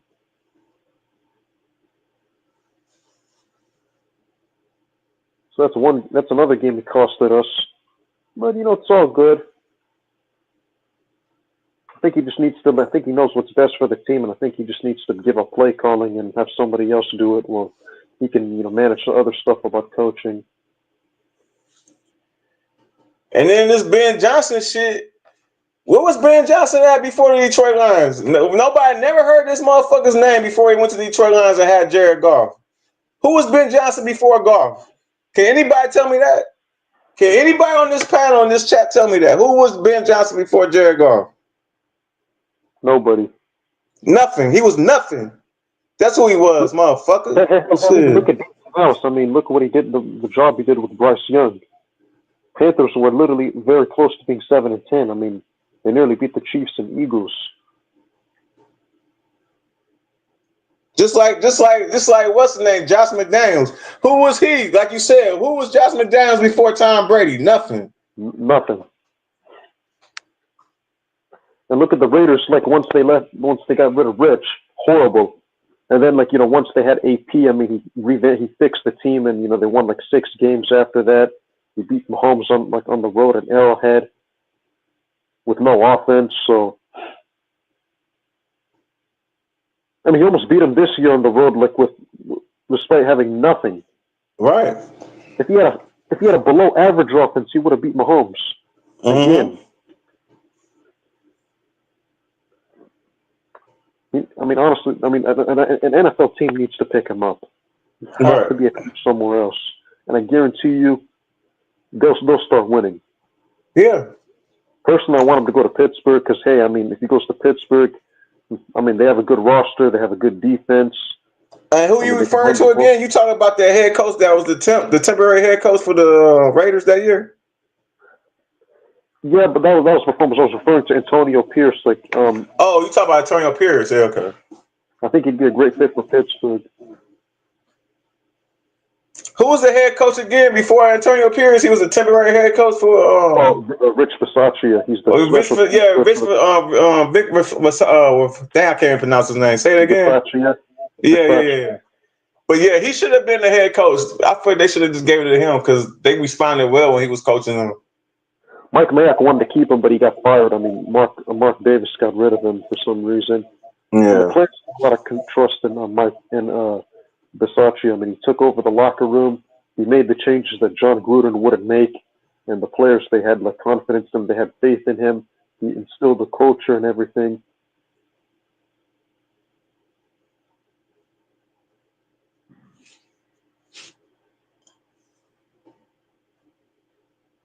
Who is this clown in the chat, man? Who are you, man? You're a clown, dude. Ben Johnson? Yes, idiot. I knew he was with Miami Dolphins, but who the fuck was he? I don't even think he was an offensive coordinator back then.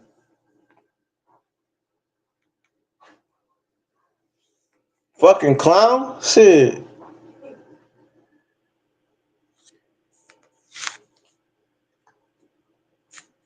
He's only good now because with the system that he's in Detroit. And he got Jared Goff. Like I said, before Goff, he was nothing. Absolutely. He wasn't doing shit over there in Miami when they had Tua, man. Shut the fuck up. You know what I will say? I think Gerald Meyer, that coach of the Patriots, I think he would have been a good coach elsewhere. Like, you know, if he was on a team that wasn't tanking.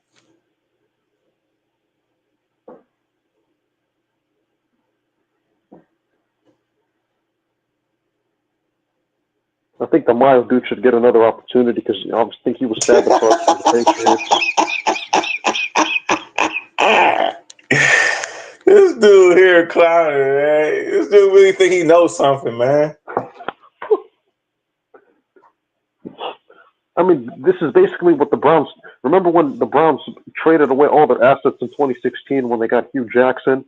All these NFL teams are doing the same thing.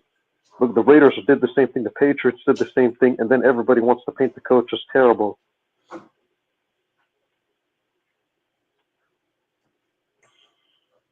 Like, can you imagine if Hugh Jackson started Baker Mayfield week 1 in 2018? He'd still be coaching the Browns right now. Probably, yeah. Hugh Jackson, yeah. Marvin Lewis. Remember Marvin Lewis? Yeah.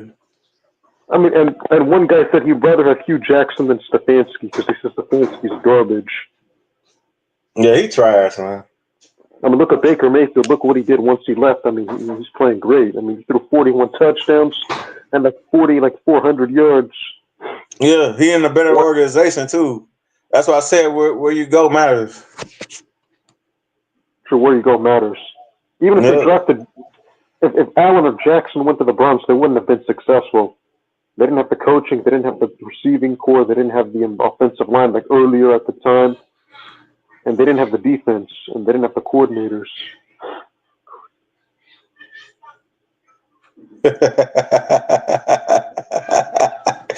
This dude's a big damn, man. Why you all Ben Johnson nutsack like that, man? Get off his nutsack, man. Shit. Like I said, Ben Johnson wasn't shit before Jared Goff and the Detroit Lions, man. That's a fucking fact. Shit. So, look, teams are going to catch on. I do think it's going to happen. Like, teams are going to find, like, the right guy. They're not going to look for an offensive-minded like, genius type of coach anymore like they did, like, you know, during the McVay era.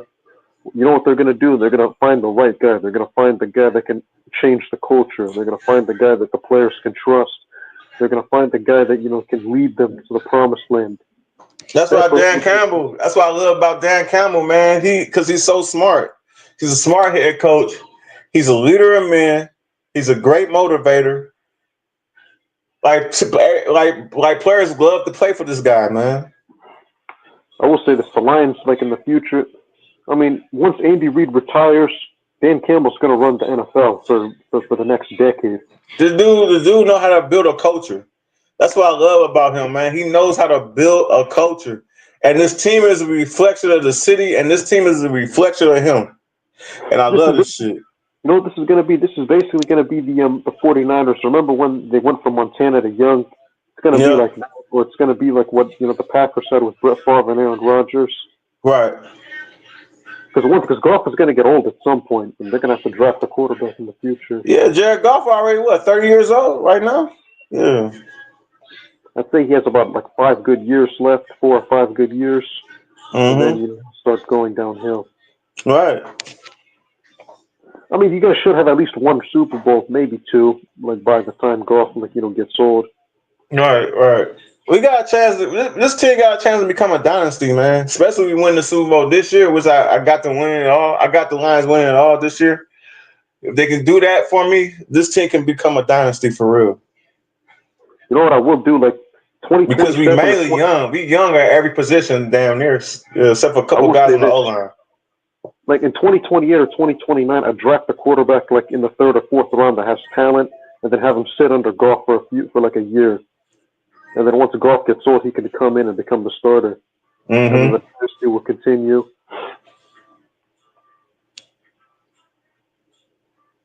Yeah, I like that plan. That's a good plan right there. Yeah. Look what the Seahawks are doing with Sam Howell. Look what the Packers are doing with Malik Willis. I mean, they're going to sit under like for a while. They're going to grow and develop under the right QB coaches and coordinators.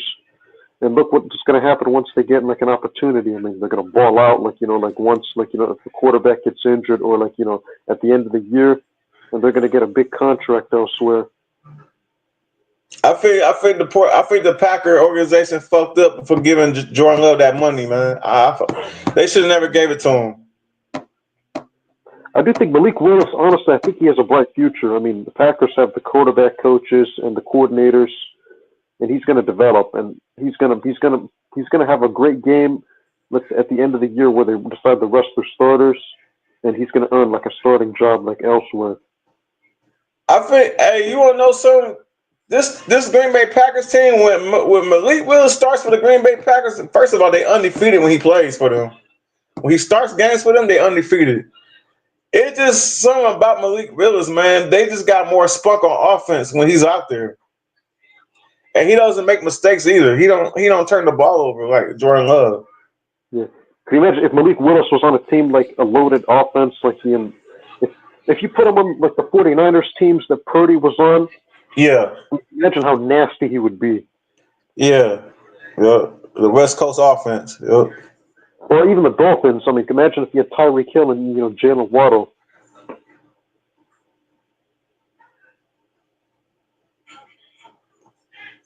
Yeah. I think Miami eventually will improve once they get rid of Tua and they get a quarterback.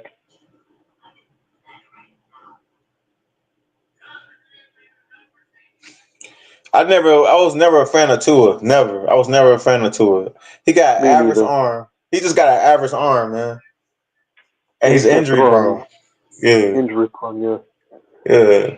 I do think the Dolphins could do wonders and get a quarterback. I think they should go after someone either Malik Willis or Sam Howell. I think Malik Willis would be perfect for the Miami Dolphins. Believe it or not, I think he'd be perfect for them. Does Malik Willis have arm strength? Does he have a strong arm? Hell yeah, he got a stronger arm than Tua. Fuck yeah. Okay. I think he could do well over there. I mean, his pocket presence is not bad. I mean, he goes through his progressions well. Right. He has good mechanics. He has good footwork. He throws the ball with poise. I mean, he could tear this league up. He can. With the right coaching and the right guidance, you know what I'm saying? A actual system that he could adapt to. He can be great in this league. I like Malik Willis. That's why I was mad when the Lions didn't draft him in that year. What draft was that? 2022. Yeah, I was upset when we didn't draft him. Good thing the Lions didn't draft Herbert. I mean, you guys would be screwed. I mean, Herbert, still hasn't won a playoff game. Blew a 27-point lead. Justin Herbert is another Matthew Stafford. To me, he's just more athletic. Yeah. Honestly, I think he's worse. He's like Phillip Rivers, but more talented. He reminds me of Stafford. If you notice with Justin Herbert, it's just like he's on the path of Stafford. He's in a bad organization right now. They're not building around him, and it's showing. The 4 picks yesterday, those 4 picks wasn't his fault, man. He don't have no talent over there for him. He don't have no receivers, none. I will say he got that rookie from Georgia, McConkey, but that's it. That's all he got. I will say this about Herbert. I think the reason why people give him excuses because he fits the typical mold of a quarterback. You know, he's tall, he's athletic, he has a strong arm, but you can't depend on him. I mean, the guy had the best defense in football, and he has a new coach. He got the worst O-line in football, man. His O-line trash. Burrow and Mayfield had bad offensive lines, so they still won a lot of games. Sam Darnold had a bad offensive line. He still had won a lot of games. So it's just how bad can you want? So how? I mean, they did win 11 games this year. They won 11 games this year. True, but he had nothing to do with it. It was the defense. It was the coaching and the defense that won those games. Offensively, they were number 1 in the league, number 1 in points allowed. Yeah, I know. But again, tell me the receivers on his team. Besides that rookie from Georgia, tell me the receivers on his team. He has none. The running backs on his team, he has none. They let everybody go. They let everybody go. They let them all go. Oh, they released them? Eckler's no longer on the team? Yeah, Eckler's not there. Eckler's with the Commanders now. Yeah. That's strange. Yeah, they got rid of Eckler. Yeah, you didn't know that?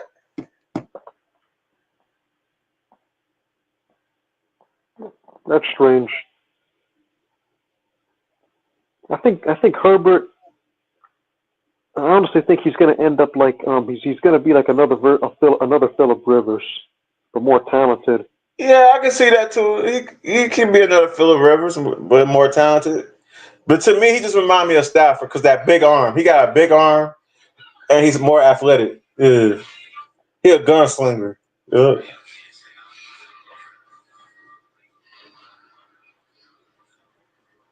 They gotta get him some talent over there, man.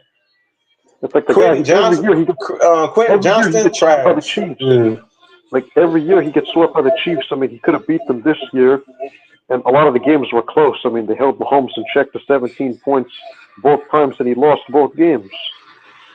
I mean, that's unacceptable. Mahomes got way better talent, though, man. Come on, man. Mahomes got talent.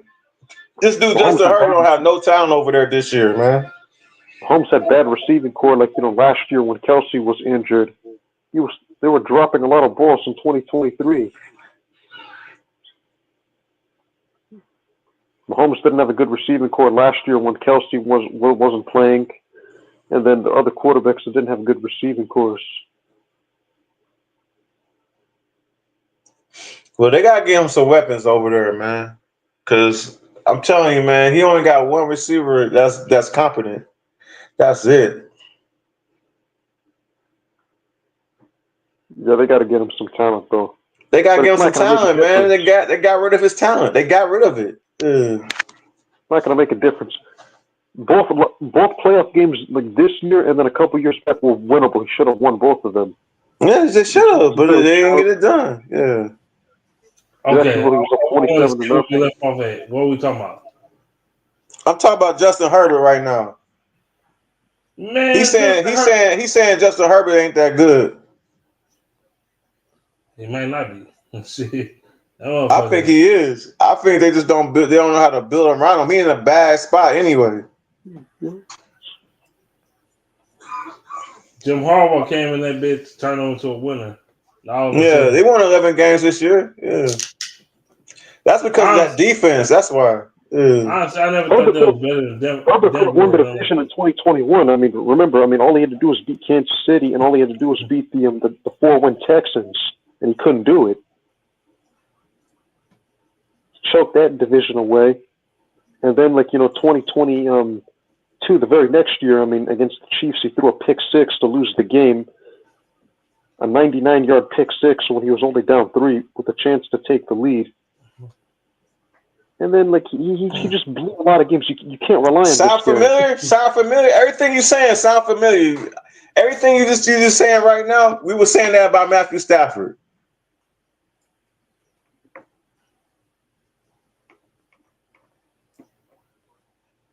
So basically, what you're saying is they're the same QB. Yes, I've been saying that.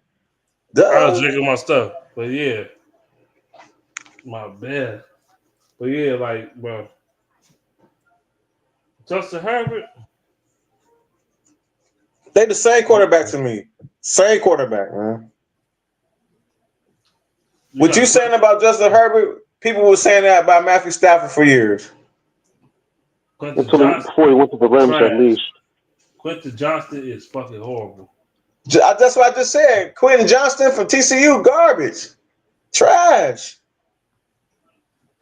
Fuck it. I like Larry McConkey, but they need more than that. Yeah, McConkey. That's what I just said. I said that's all he got. That's all I said. That's all he got over there. Cam Newton went 15-1 throwing a Ted Ginn, and I can't even name the receivers on the Panthers. Cam Newton was a different cat, man.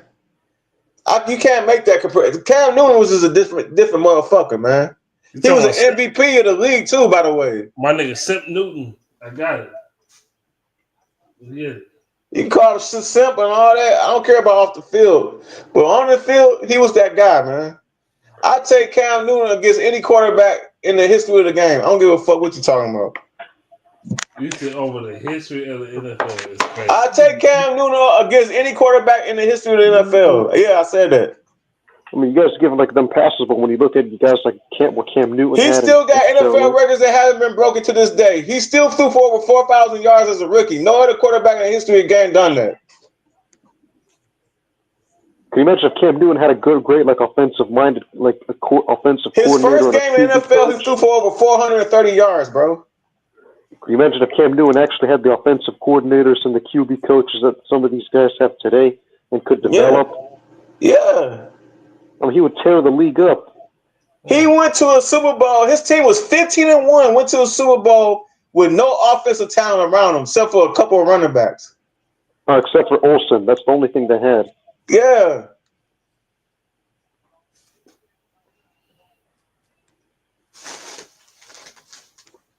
And, the Super Bowl, everybody employed receivers were dropping balls. The offensive line was just atrocious.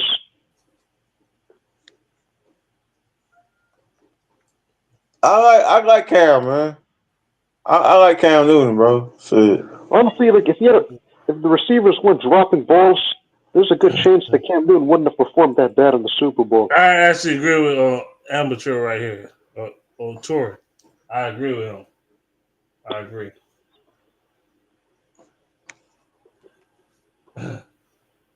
You're not that guy. Not my guy. Guy. But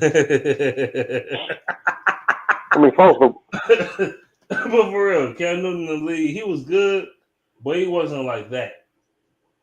He was great. The nigga was an MVP, man. Shit, count for something.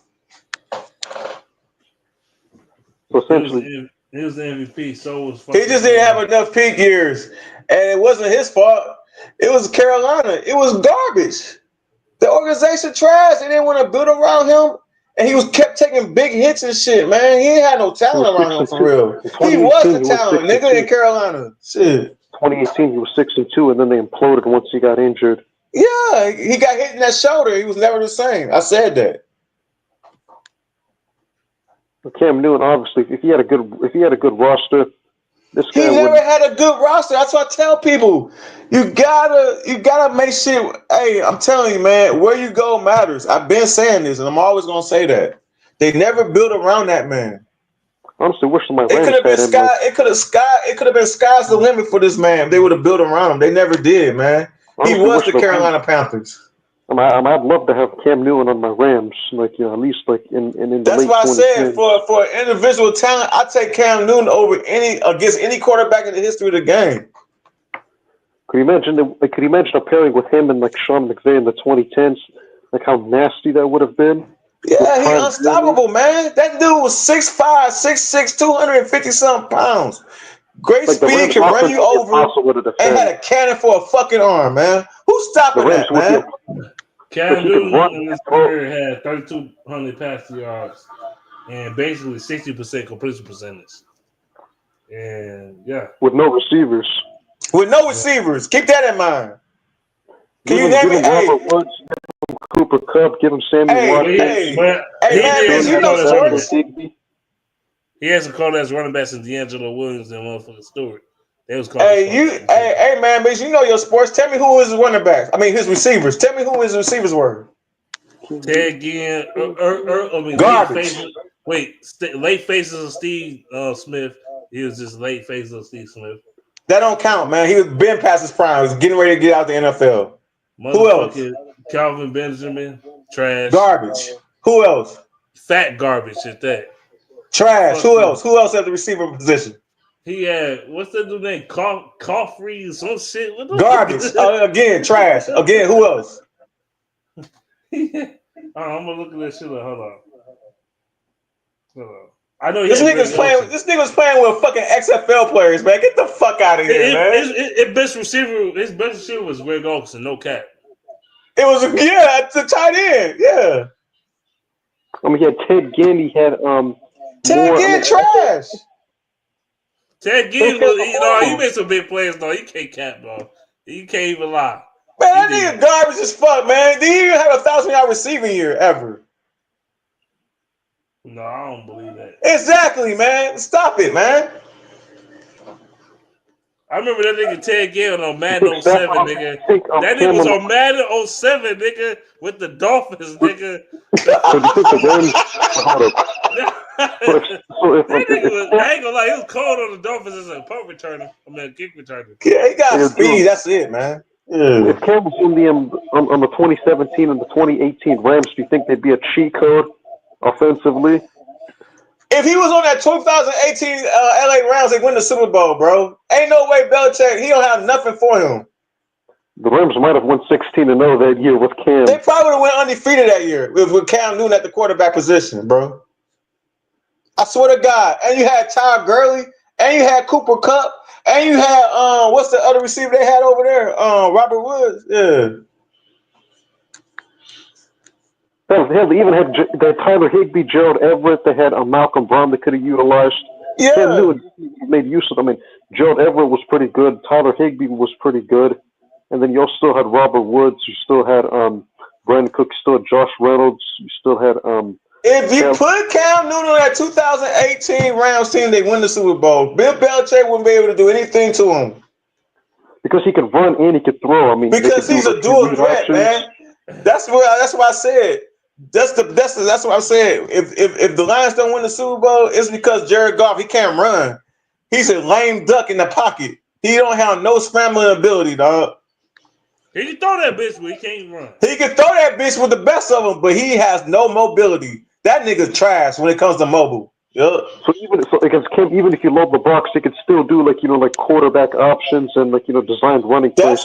That's why Jared Goff needs a great offensive line, because without that offensive line, he ain't nothing, man. But you know what's crazy about J-Mo?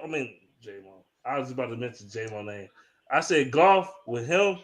J-Mo is the perfect compliment to him. He is. And Gibbs, that fast shit, that speed shit. Even Amon-Ra to a degree. Amon-Ra, he ain't a burner, but he ain't slow. Nah. He ain't slow. You're right.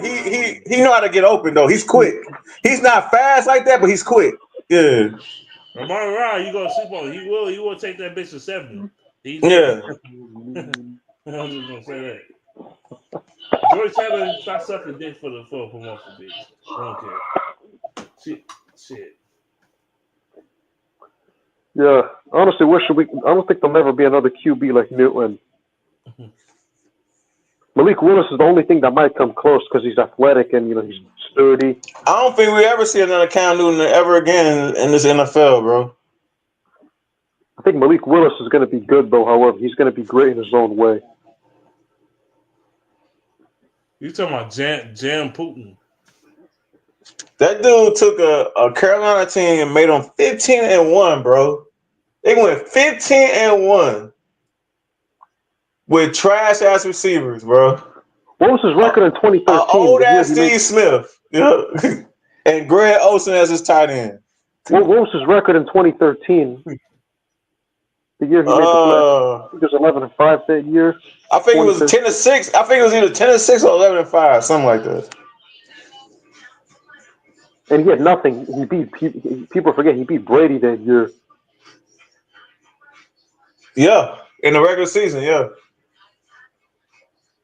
Cam was a beast back then, but unfortunately, injuries.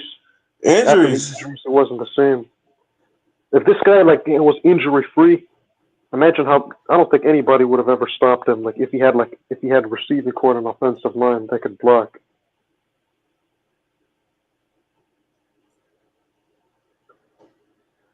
God damn, this dude loves Jared Goff. But what I say is accurate. You gotta have a great offensive line with Jared Goff.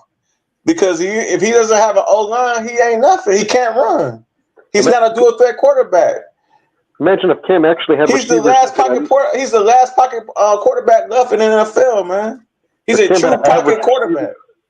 If Cam had an average receiving core in 2015, like in the Super Bowl against Denver, and an offensive line that could at least block to an extent, would he have beaten Denver? Denver was great defensively too that year. Yeah, I don't know, man. We say Cam Newton beat the 2015 Broncos? No, he clearly didn't. But he didn't beat the 250. He did not win that game. He lost to him. They had a great defense, brother. I'm talking about if he had a receiving core and an offensive line that could block, could he have beaten? Yeah, it's possible. Yeah, but I don't like to do that hypothetical speaking shit. I don't like doing that. No, he trying to do that shit. First of all, they lost to him. Number two, he could have got that fumble. He was a pussy, so he didn't get it. Yeah, that was a business decision. He didn't want to get the ball. He should have got that, man. And that shit ruined his fucking whole legacy. Yeah. It really did. It really did. He kind of got blackballed after that. Oh, for real. He ain't got blackballed.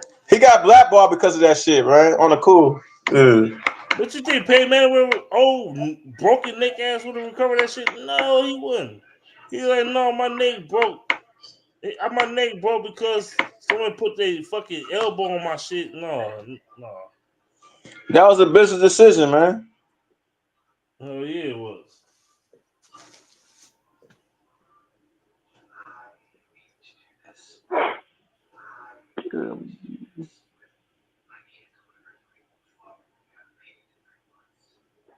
Not true. That 2019 O line for the Rams was not a bad O line. It was one of the best O lines that year. Man, Jared Goff, what was that 1 year? He did get fucked up though. He did. 2019, 2020, the year. That was. I mean, not. Hey, look that up, man. Go on that fucking Pro Football Focus and look that shit up. The offensive line rating for that year for the 2019 Rams. I want to see it. Because I'm not wrong about what a motherfucker tell me. You gotta show me. I think that offensive line was pretty good. It was 31st. It was second to last. It was? Oh damn! Yeah. They sucked. They sucked. I said that year. I think Jared Goff got fucked up, bro. He got an injury and all types of shit. Yeah, it's a wrap. And he threw for 4,600 yards. Man, Jared Goff, shit, this year, this nigga threw for the same shit, basically. Well, yeah, 4,600 yards this year. Let me look at Jared Goff's stats this year. If we had prime Cam, we had Cam on that team, we go 12-4. So Jared Goff this year, I'm talking about this year, not 10 years ago. I'm talking about right now. Jared Goff this year had 4,600 yards and 4,629 yards and 37 touchdowns. He would have won the MVP. He would have won the MVP if he didn't throw those 5 picks in that Houston game. I know he threw 5 picks in that game. He threw 2 picks in the past game, but I don't think neither one of them was really his fault though. Neither one of them. The motherfucker J-Mo ran the wrong route. They say he did. Even he said he did. They ran the wrong route. They weren't on the same page and shit. And then he really, to me, in that whole game, he only threw one bad pass. That's the throw to Laporta. The throw to Laporta, man. That was. I think he threw like 2 interceptions. 2 interceptions was his fault. The other 3 he threw in that game was flukes. Are you talking about the Texas game? Yeah. Yeah, I said the other 3 was some bullshit. That was some bullshit.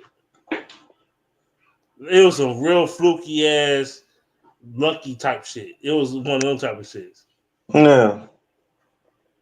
Threw 5 picks and still managed to overcome it and win the game. Statistically, this his best year of his career. Statistically. Yeah, this is his best year. Yeah, for efficiency and stats. Yeah.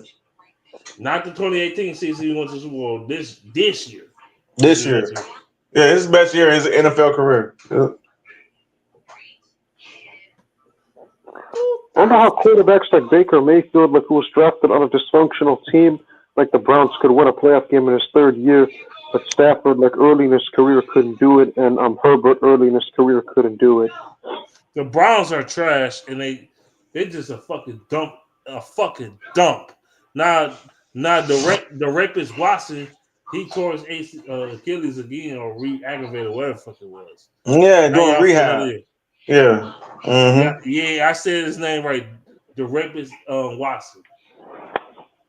I can't believe they wasted Baker Mayfield's talent. I mean, the minute he left and had a great receiving core and a good coordinator, he balled. His play went through the roof.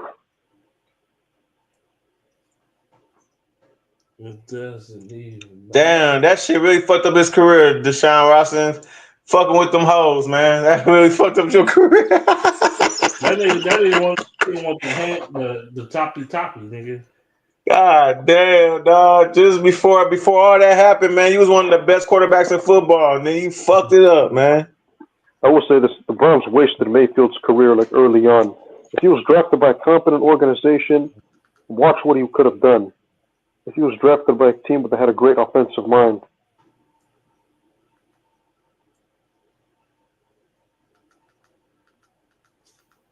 Never mind. Hold on. You said urban legend. I can talk tonight. The flamentation of Goff. Name look for it on the 25-26. In the 25-26, I mean.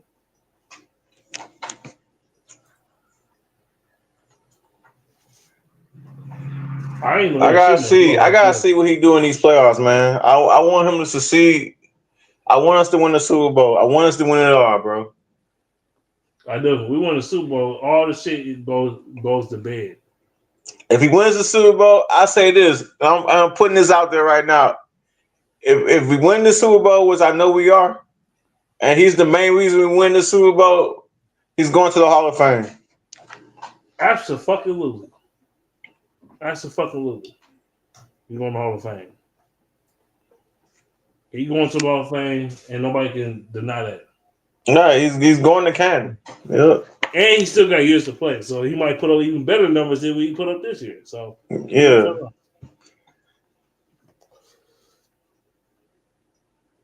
He a motherfucker. My nephew didn't like him, man. My nephew, he said he don't like Jared Goff.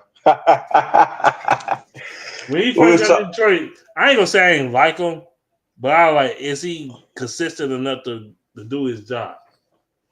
So he got traded for Stafford and shit like that. Yeah, because when me and my nephew was talking today, we was talking about how Jared Goff, he was saying, man, I don't know why you like Jared Goff for. He don't got an arm like that. I was like, yes, he do. I used to think that. I was just like you, my man. I used to think that shit. I used to say, Jared Goff, he don't got no arm at all. Right, but he proved me wrong. He proved me wrong. So he do got an arm. He got a big arm. Yeah. That motherfucker got a cannon. He just don't show it all the time, but he got an arm. Yeah, he proved me wrong. He did it. He proved me wrong. I sat up there and watched it out my own eyes. He got an arm. Yeah. That Bears game should tell you everything. And that motherfucker, it's still like he ain't put everything into that bitch. He Right. still didn't. It's still Right. like he didn't. I was like, damn, that motherfucker got an arm, buddy. Shit. Yeah. Shit. Yeah. That shit crazy. He threw that bitch 60 yards down the field every time in Chicago when it's windy as fuck. You know how hard that shit is? How Yeah. hard that shit do? You ain't throwing Do you know how difficult that is to throw that ball that far in those type of conditions in a place like Chicago? Inaccurate at that. Yeah, and accurate. Yeah. That shit hard. That shit hard as fuck. Yeah. And the niggas off the water. Yeah.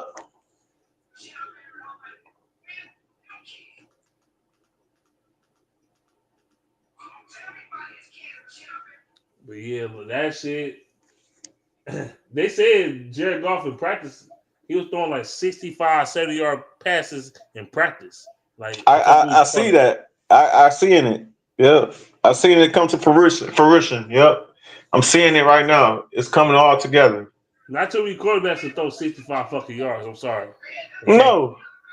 It's only 4 or 5 quarterbacks that can do that in today's NFL. And Jared Goff is one of them. Yep. And 3 of them, I might have already named them. Stafford, Mahomes. Yep. Fucking Allen. Josh Allen. Yep. Maybe Lamar, maybe. Justin Herbert can do it, and I think Lamar can do it too. And Herbert, yeah. Everybody else, no. Nope.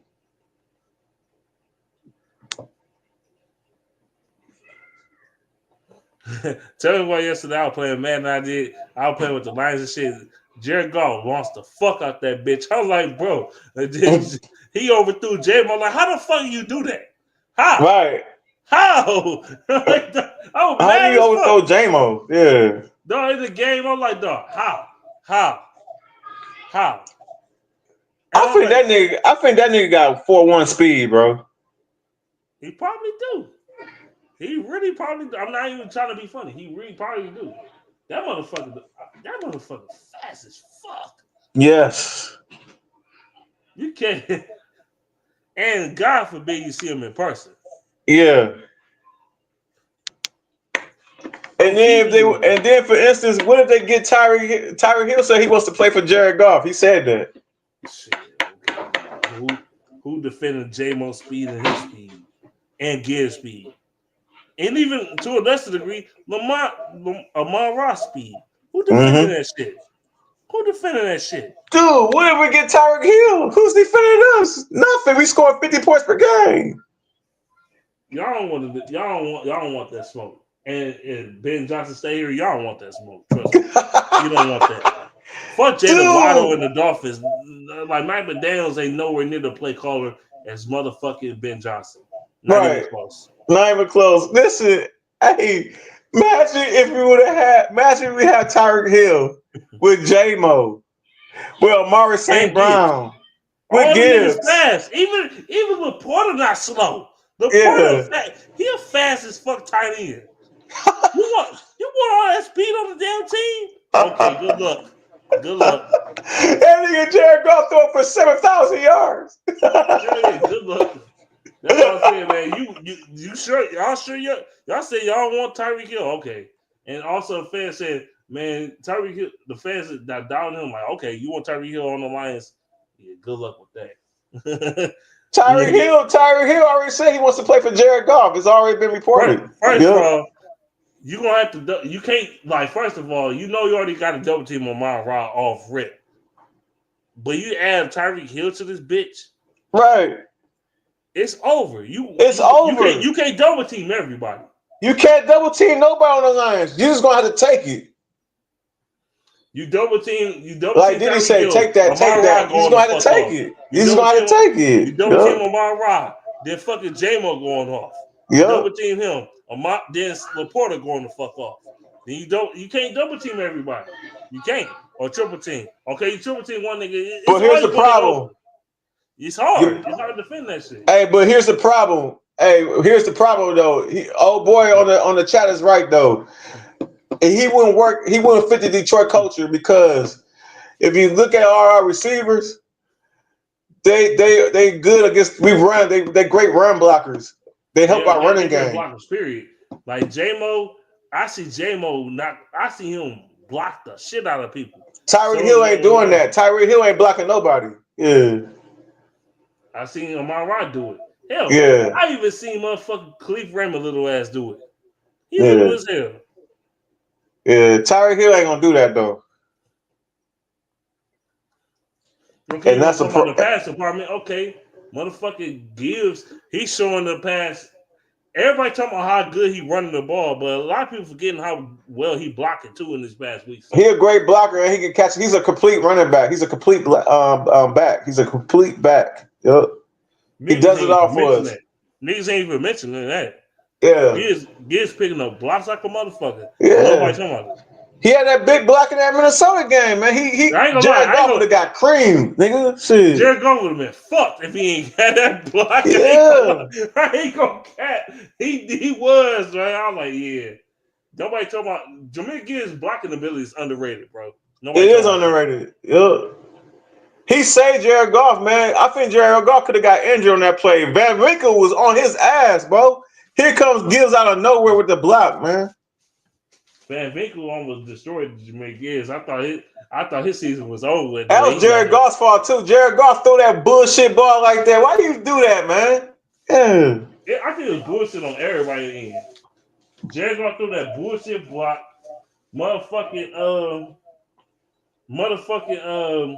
Somebody got blown up on that side too.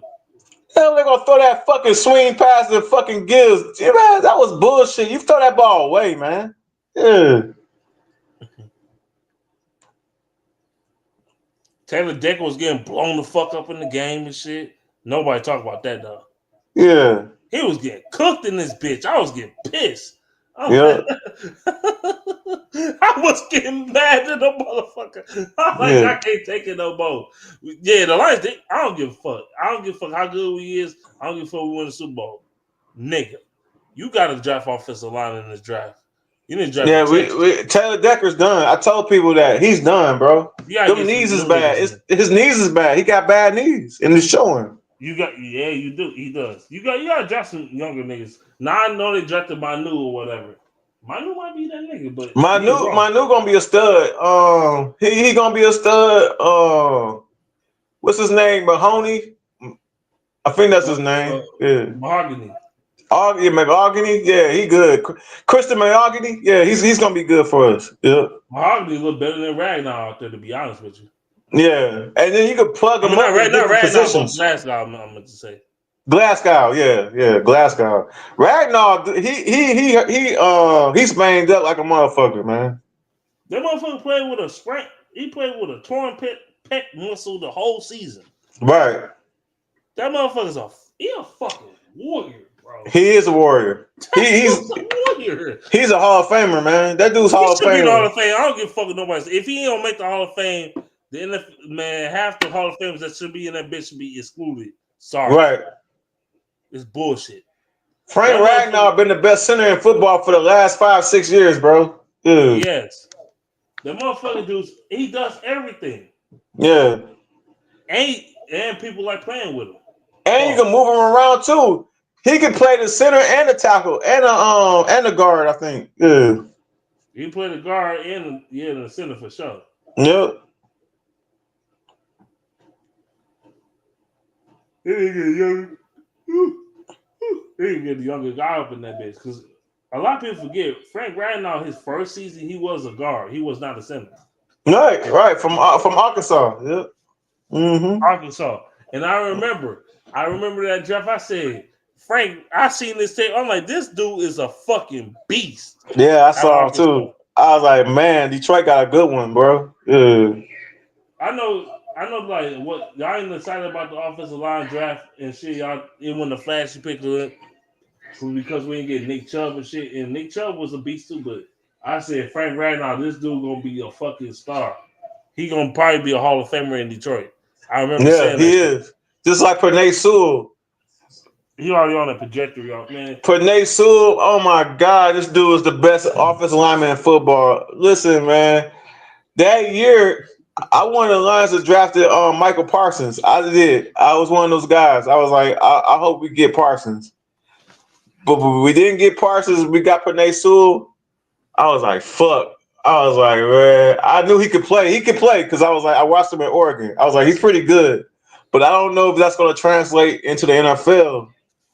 But, man, he's been the best offensive lineman in football for the last 2 years now, man. He the man, bro. Not just the offensive lineman. He probably been one of the best players in general. He might be the best player in the NFL, for real, dog. That dude's a fucking stud, bro. He might be the best player in NFL right now. I'm telling you, no lie. If you say that, I'm not going to kill you for that. Yeah. I'm really not. I'm not going to disagree with that. He might be the best player in the NFL in any position. Right. Dude, he's that fucking good. Yes. He's amazing, man, and I'm thankful that he played for our team, man. I'm very thankful for that shit. Oh, he ain't that good shit. That motherfucker be killing people, bro. I ain't gonna lie. That nigga does it in the run game, the pass game, it don't matter. He does it. He kind of like, is this bad comparison? He's like Anthony Munoz.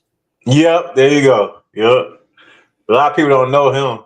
See, you're not even an old head, and you know who he was. That's what's up. He played for Cincinnati. That's right. Yep. He's like him. Mm-hmm. And the Bengals should have had his ass. But yeah, they should have checked them. They probably would have won a Super Bowl against past Stafford. But you know, it is what it is. I got Ja'Marr Chase. It is what it is. Yeah, they got Chase though. Chase is great, man. I love Chase.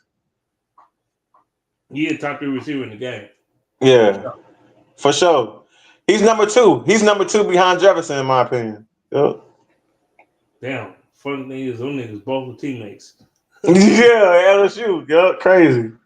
And Burrow was their quarterback. Yep. Burrow was throwing to both of them niggas. That shit crazy. Yeah, Joe Burrow had both of them. That's why he won the national championship that year. You see the fucking talent on that team, nigga? That dude had an all-star team on LSU, bro. That shit was crazy. Yeah. That nigga had 6,000 yards. Yeah. 6,000 yards. 6,000 yard passing season that'll never be duplicated again in college sports.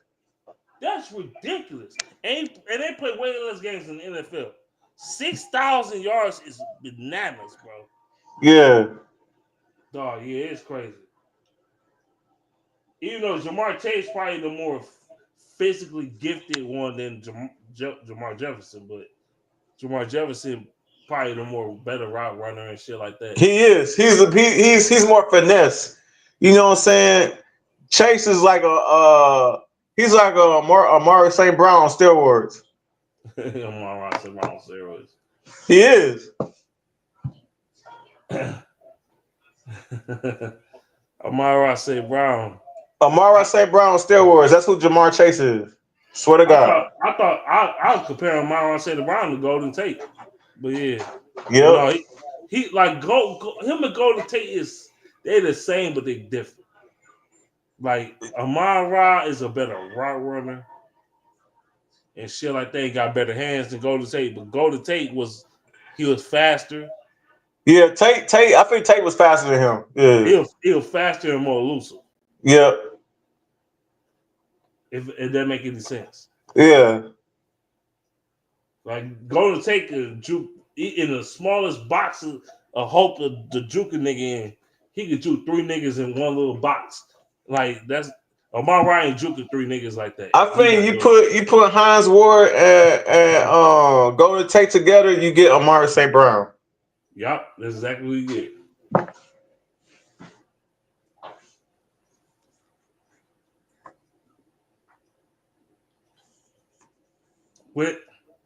I remember a few years ago, I wanted Amon-Ra St. Brown at the draft. I thought he was going to go in the second round, by the way. I thought he was like a early second round, like you say, a late first round talent. That's what I thought when I watched him at USC. That's what I thought I saw. You know what I'm saying? These niggas, I thought he was like, dude.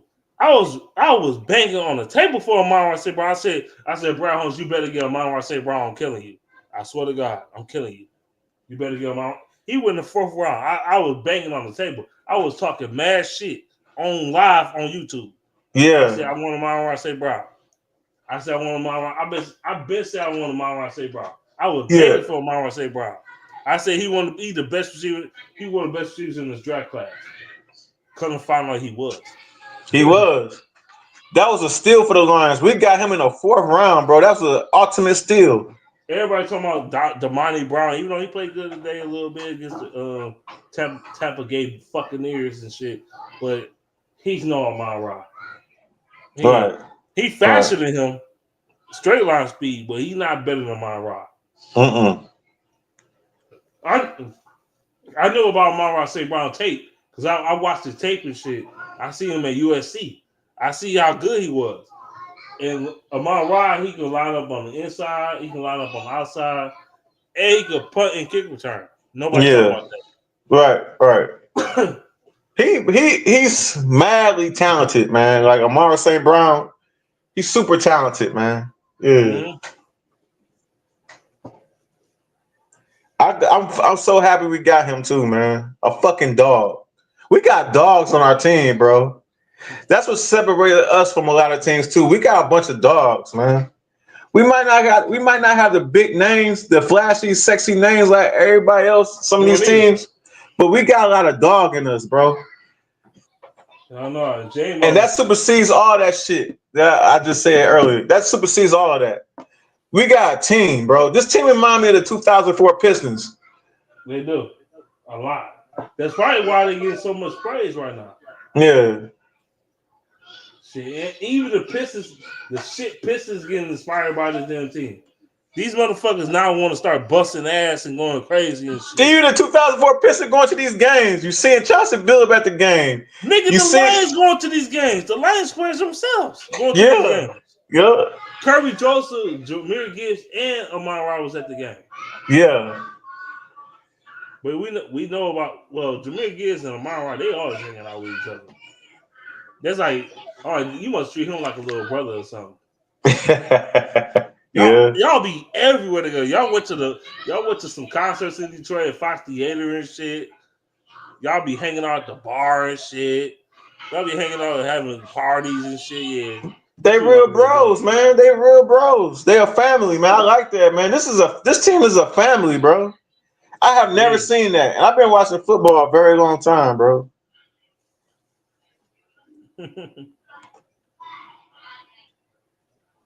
They really care about each other, man. They do. And it's like Kirby Joseph trying to take Terry Arnold under his wing like a little brother type shit. You know, they both, them the Florida boys. You know, they both from Florida and shit. Yeah, they are from Florida. That's why I was going to get to. Mm-hmm. Just like that. Yeah. But it's a beautiful thing to see, though, man. You know what I'm saying? They all for one another, man. They treat this team like a family, man. I love that shit.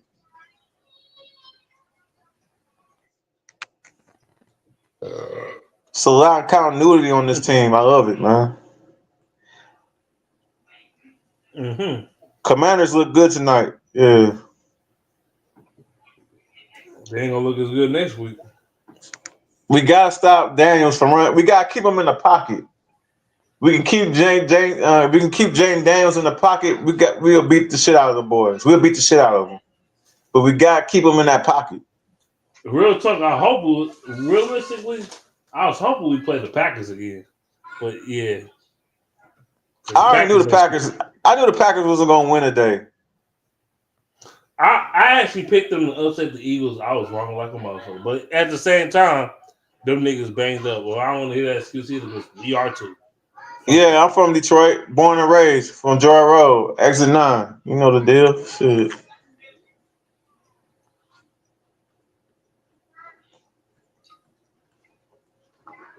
Matter of fact, both of us is from Detroit. Yeah.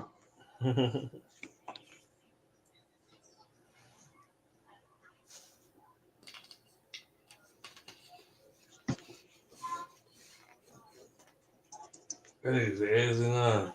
Yeah. Joe Road. Yeah. I'm from the road, baby. Yeah.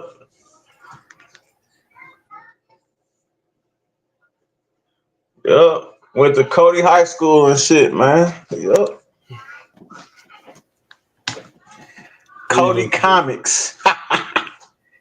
Man, I ain't gonna lie. I used to compare the fucking Pistons. I said, bro, y'all can't beat the Cody Comic high school team, bro. I was talking shit. fucking Mackenzie Mustangs, trash. Nah, for real, the Cody Comics would probably be any WNBA team though. Yeah. Yeah. The high level players here.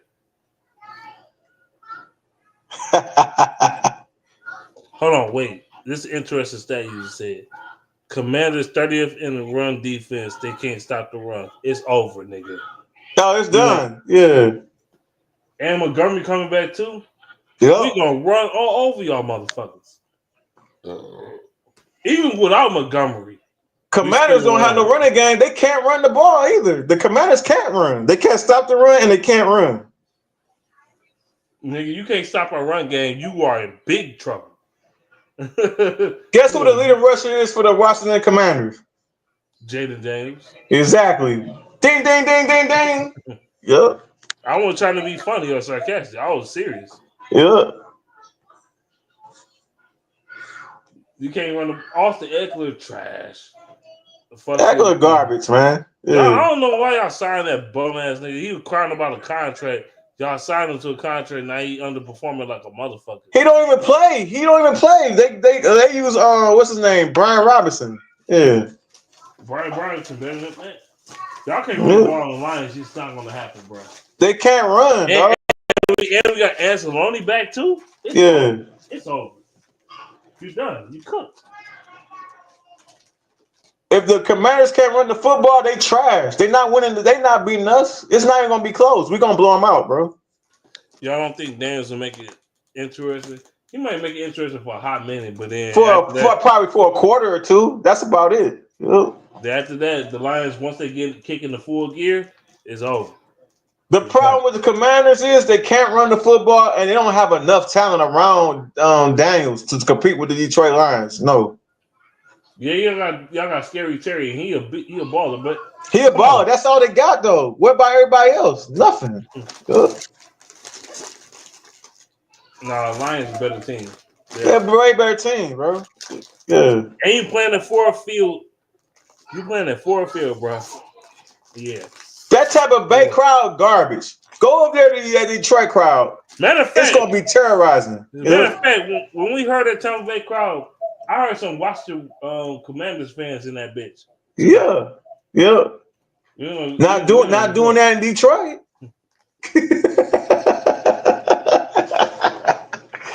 You're not gonna do that in Detroit, nigga. Shit. That shit getting shut down. Never mind. I was gonna ask for playoff tickets. That shit hot as hell.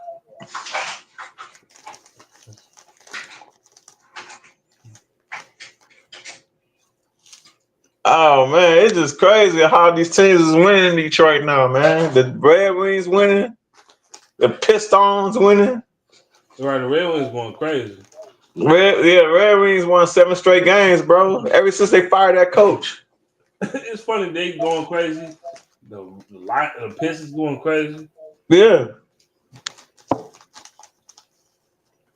They just beat the shit out of the Toronto Raptors. Yeah, they did. You gonna say, well, that's a weak team.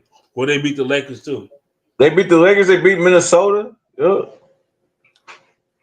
So there you go.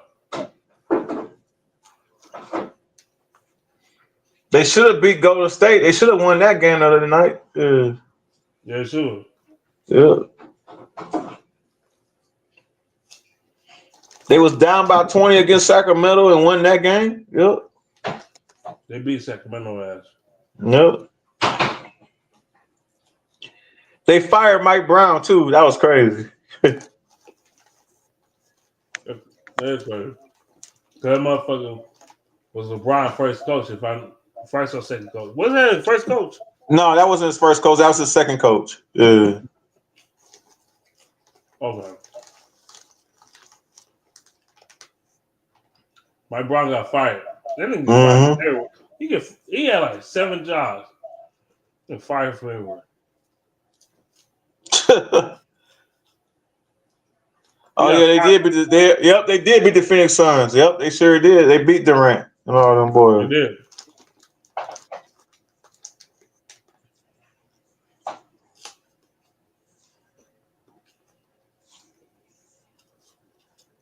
But for some reason, the Pistons always struggle against Utah. Even though they ain't playing them on the road. They always struggle against Utah. No, they always struggle against the Charlotte Hornets, nigga. Them too. But however, they did the last time they played, they did beat them. They did beat them, yeah. Yeah, they did. Finally.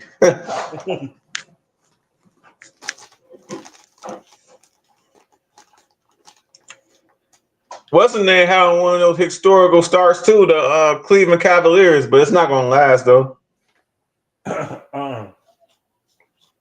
First round exit. Yep. It's just something about I just don't believe in him, man. Donovan Mitchell. I don't believe in him, man. He's a damn good player. Don't get me wrong, he's a good player. I just don't believe it. He don't know how to. I know what it is. He don't know how to elevate that his team around him. He don't know how to elevate them. No, since 36 and 9 is other question. You heard me? Huh? They don't say, well, 36 and 4 tell you otherwise. I'm like, okay. Okay, that's regular season. I'm talking about the playoffs where it matters, man. He hasn't done shit.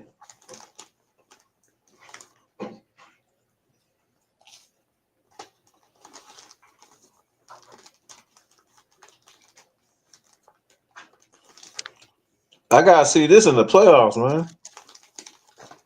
Yeah, I'm eating chips right now. Well, right now. Oh yeah. OKC looking good too. The Thunder, man. We had the munchies. That NBA shit trash though. That's why the ratings down. They don't play no defense. That shit garbage, man. I don't even watch that NBA shit no more like that. I be waiting for football, bro. Shit. It's ass. Yeah. Yeah. It's ass. It is ass. You can't touch nobody. Dude, you call like 35, 45s a game. 80 fouls a game and shit. Niggas going to the line a million times. Shit. Y'all call all these damn fouls. I remember on NBA Live 2003, you could hit the circle button and push a nigga and don't get a foul call, nigga. And get the ball and steal the ball. Yeah. Y'all motherfuckers doing that bullshit now. I remember that game. Hell yeah. It's the truth. Oh man, this NBA is so soft, man. It's so pussyfied. It's crazy, man.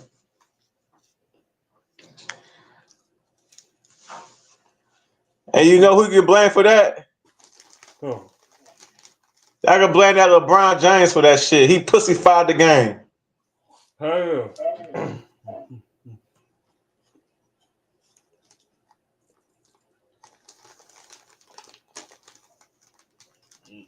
That nigga cooks. What was Sports saying? Kay Cunningham better than Grant Hill? Hell no. I ain't gonna say hell no. He's not right now. Not right now. He has the capabilities, but not right now. No. But however, Kay just broke the most triple doubles in Piston history, though. Yeah, man. But like I said, man, he playing in a different era, man. These niggas ain't playing defense for real, man. The pace is a lot faster. It's a lot more spacing. It's a lot more spacing. The pace is faster. And they're not playing defense, man. That's just the bottom line. Everybody shooting threes. The game is more wide open, man. It's more like playground basketball, if you ask me. Yeah. These niggas playing street ball, man, in the NBA. NBA is it's just a fancy street ball game. That's what it is right now. Huh. No big fan. They do. I don't agree with everything they say. The NBA been soft, man. It's been soft since LeBron started playing. I think he figured fucking. That's why his stats is so padded. Inflated ass stats, man. I hate LeBron. Fuck that nigga. Niggas like LeBron's still cold. Niggas are like, how you ain't the GOAT? Nigga, they ain't the fucking GOAT. He's not the GOAT.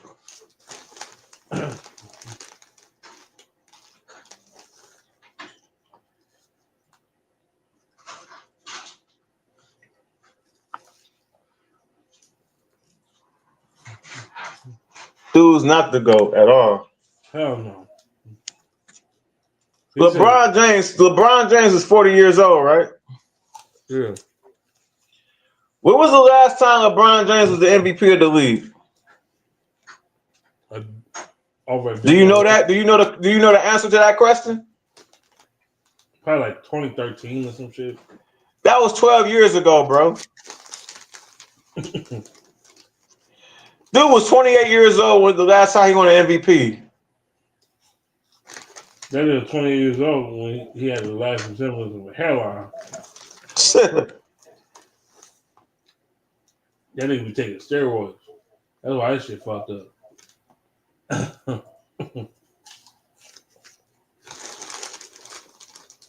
When Jordan played his last MVP season when he was 35 years old. That was like 96, 97, wasn't it? That was 1998. Oh,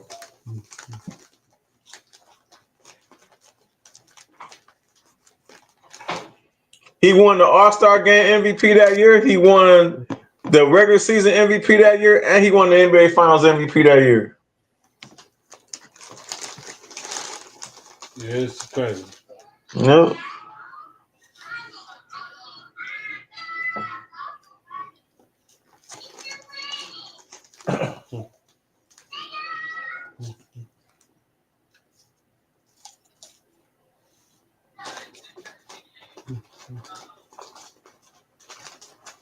They know when Goff threw the interception deep down the field. J-Mo clearly fucked up the route. They said, oh, I ain't want to get off the subject. Right, let me say this right quick. They said LaMelo Ball is the leading vote getter in the Eastern Conference for guards. Oh yeah, I see that shit too. LaMelo Ball, that's crazy. Only reason why, because he's popular. He ain't better than K. K is better than him in everything. K is the best guard in the Eastern Conference right now. If I gotta be honest, yeah. K coming in better than him in everything. And I'm not even being a biased nigga because I'm from Detroit and all that shit, and I love the Pistons. But I'm just being 100, man. I feel he's the best guard in the East right now, and the stats proves it too. I'm like, this nigga literally better than him at everything. Yeah. LaMelo Ball, he just scored a lot of points on a bad team. His team is bad. He's not elevating the talent around him. Better shooter. Better shooter from mid range. K is making everybody around him better.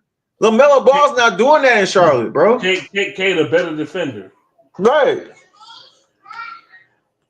He got better field court vision. He a better floor general. He better at everything. Right. But most importantly, he makes his teammates around him better. LaMelo Ball's not doing that over there in Charlotte.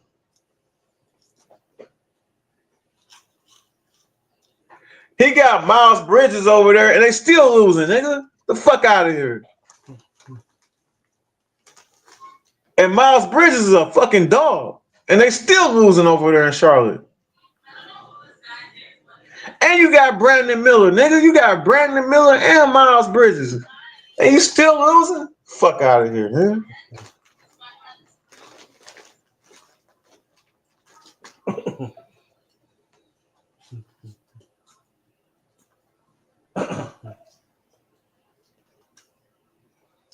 It don't even matter. Even when he was on the floor, man, he still don't make his teammates around him better, man. There's a nigga on YouTube literally crying about. Yeah, Miles Bridges. Yeah, he from Flint Town. Yeah, Michigan nigga for sure. Yeah. You see Carissa Shields in the field? I mean, the hood nigga. Who? Carissa Shields. I'm talking about Miles. Oh yeah, Carissa. Yeah, Carissa. Yeah, Carissa Shields. Yeah. Is she ugly? Is she cute? Or she just in between? She's straight. She ain't ugly. I don't think she ugly. She's straight though.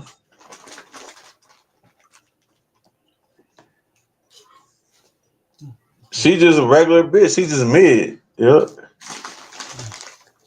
Yes, she is. She regular. Fucking mid.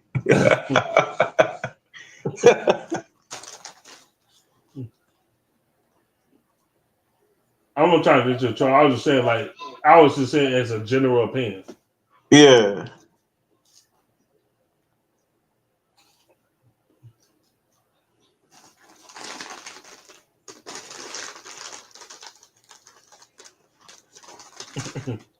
Yeah. Well,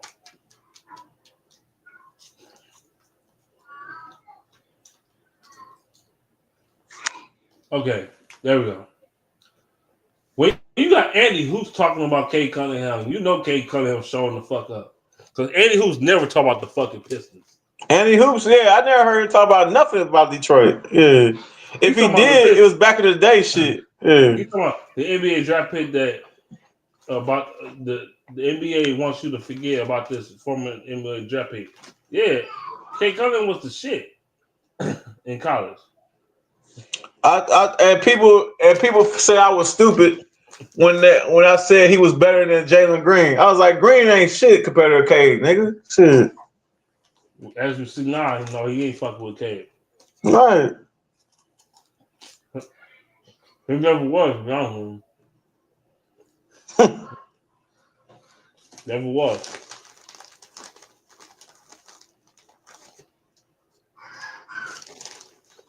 Fuck George Taylor, man. That bitch is they passing that bitch around like a frisbee, man. They doing her ass like that. They doing her ass like a football in practice, nigga. Right. They passing that bitch around like a blunt, nigga. Shit.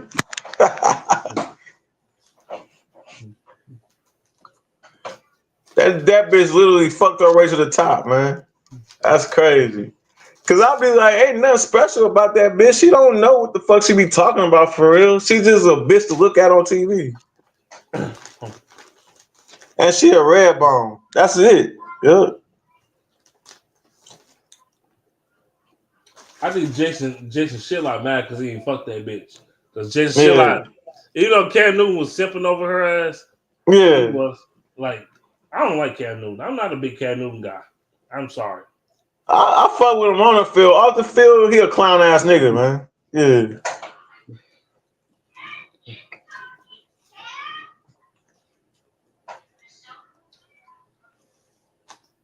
His dressing game weak as fuck, man. He remind me of that nigga off that Alice in Wonderland, man. He like a fucking, I don't know. He like a bored prostitute. All right, man. That motherfucker had fucking the tall ass hat. That nigga might be suspect for real, man. He is from Atlanta. Yeah. Yeah, all them Atlanta niggas gay to me. Yeah. UTI. What's up with T.I., man? Why you say that? That nigga be touching niggas. I don't know. He be touching niggas like what? What you do? I don't know. Him and his wife be touching niggas. They had a little freak offs and shit, but he got swept under the rug.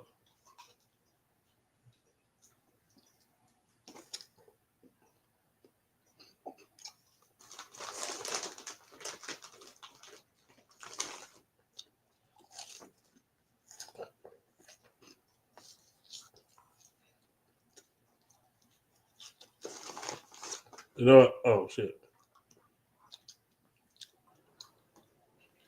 Oh, my bad. Yeah, shit, somehow with my phone. I ain't sure.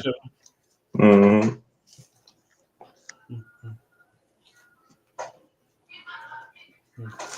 I can't wait to this game tomorrow night, man. Me too.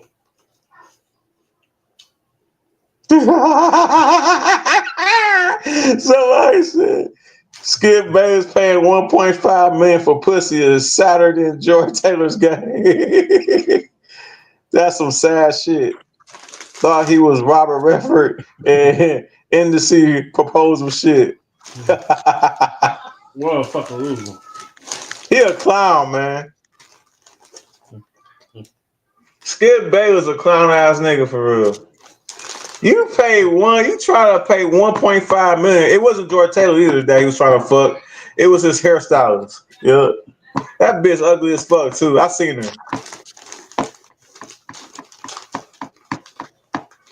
That bitch like that motherfucker off American Dad. We won. The main character of American Dad. You talking about Roger? Yeah. That big ass jawline. No, that's oh, you talking about Stan and shit. Yeah.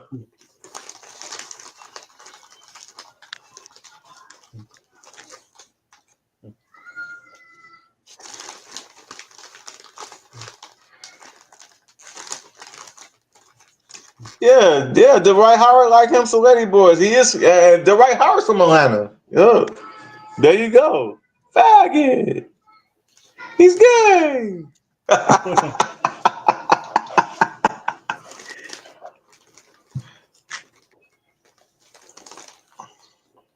His baby mama putting him on blast right now on social media. Shit crazy, man.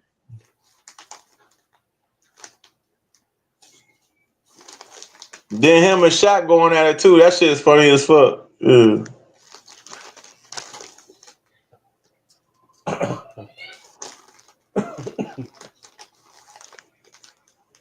Yeah, you killing them chips, nigga. Shit. They got better if you get bottom to the bag. Yeah. I got the bunches.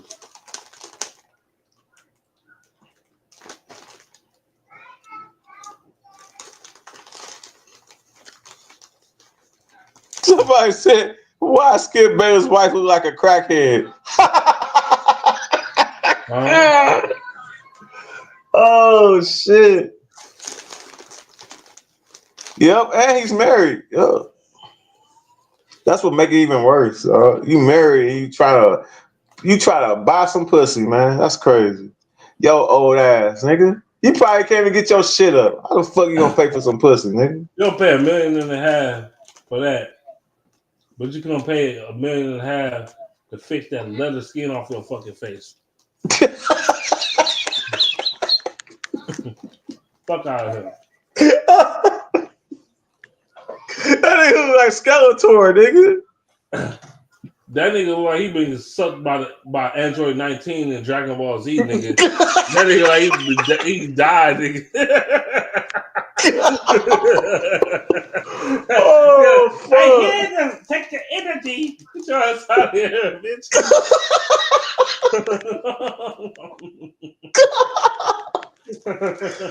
Oh. That dude looks terrible, bro. Oh my god. That's a funny looking ass man, bro. Yeah. Yeah, right. That bitch mid as fuck, man. He offered this bitch $1.5 million. All them hoes over there in LA. that you can pay you can fuck a bitch for $100 that look better than that bitch, man. Man. You can go on a whole stroll in LA and find you a better bitch to fuck, and you don't gotta pay nowhere near what he was offering.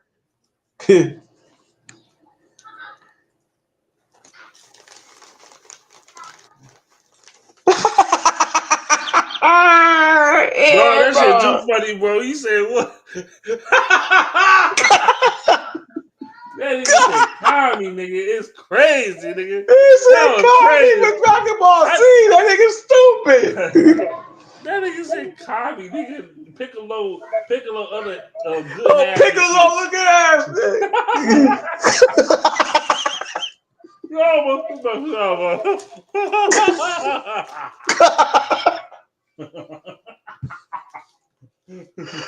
Oh shit. This nigga said, "Kami, nigga." It's crazy. I know who Kami look like, nigga. Trust me.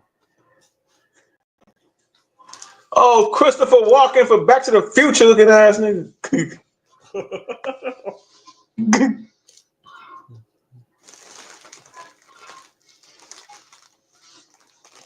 Skeletor. God damn.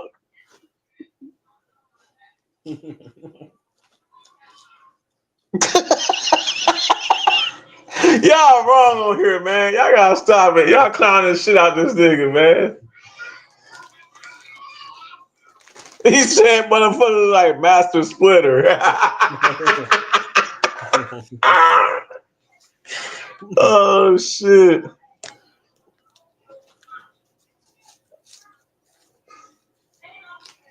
Y'all niggas wilding on here, man. Y'all fooling on this bitch. For real.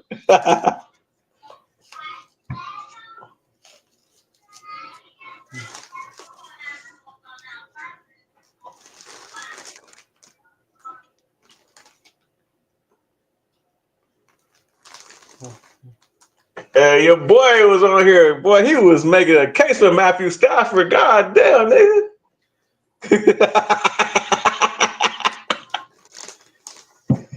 He said he better than Lamar Jackson, which is bizarre. That shit was a crazy take.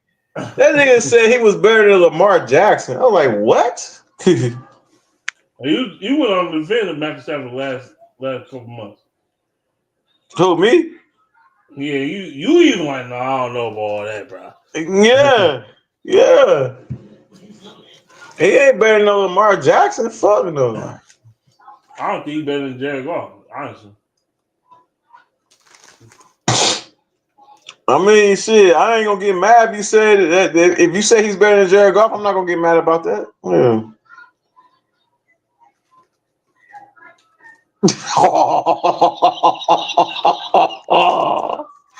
Hey, y'all gotta stop it, man. Y'all clouded for real. You see, he was like Mr. Crooker from Fairy Hopper. Oh, they gotta stop this shit, man.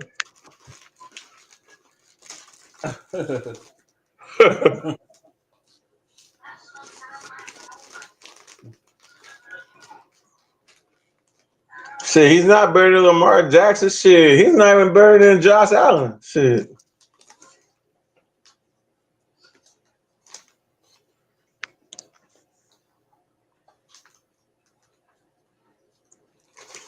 That's what I say. Tell me how he's better than Lamar Jackson when he's not even better than Josh Allen, bro. I don't think he's better than Joe Burrow either. No, he's not.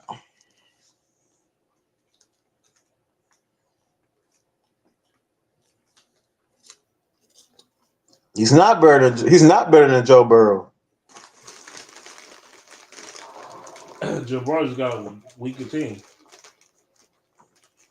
Joe Burrow got a horrible defense around him right now. His offense is putting up points. Shit, he was throwing all those yards and shit. Defense trash.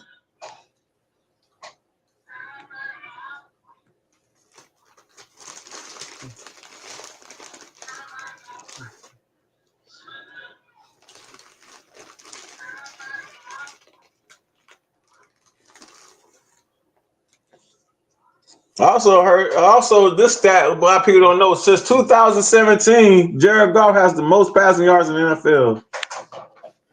That's a fact. Yep.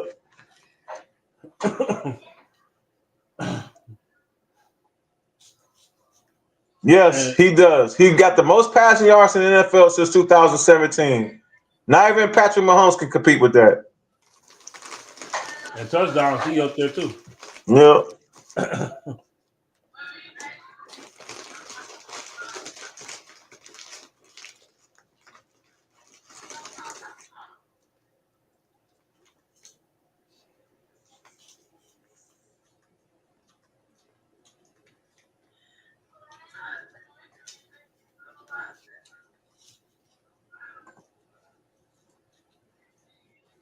Woodward Sports, man, that shit garbage for real. He said cigar. What the fuck happened? Woodward Sports, I just don't fuck with it like that. I like Braylon Edwards on there. That's about it. Yeah. I don't know. Because he actually played the fucking game. Yeah. I feel that's the only segment I like on that Woodward Sports is Braylon Edwards. Every time he goes on there, that's why I watch it. Yeah. Because he actually knows sports. He actually played it. Yeah.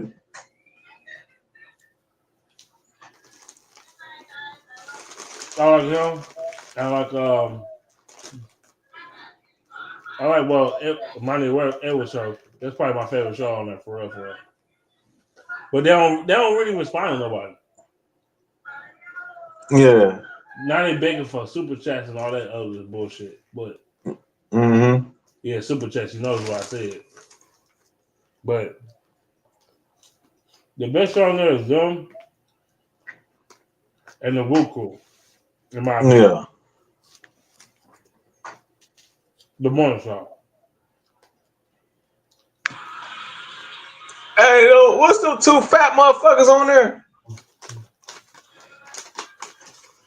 I fuck with Easy. Yeah, them two fat motherfuckers that be doing that shit on there. I remember I watched one of their segments. They was talking about how Sauce Gardner was trash and shit, saying that Terrence Arnold is better than him. I was like, what? But for real though, I don't think he's necessarily saying that shit. I think he's saying that shit because Sauce Gardner this year had been trash though. Yeah, he been garbage this season. Yeah. Well, come on, man. Don't act like he ain't that guy, though.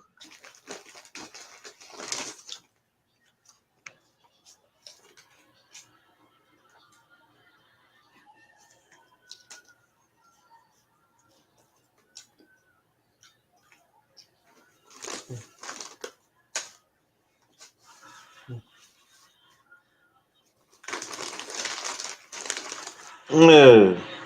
Good.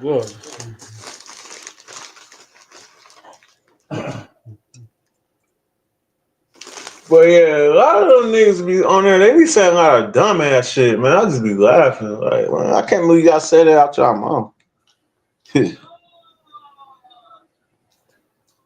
Why you can't really fuck with it? I'm asking you. Oh yeah, Darren McCarthy. Yeah, he good on there. The former Red Ring player. Yeah, he's good on there. I fuck with him. Easy hates golf. We know that. I didn't know he hate golf like that. But you love Jordan Love, who always chokes. Jordan Love? What's so good about Jordan Love? That nigga's been mid.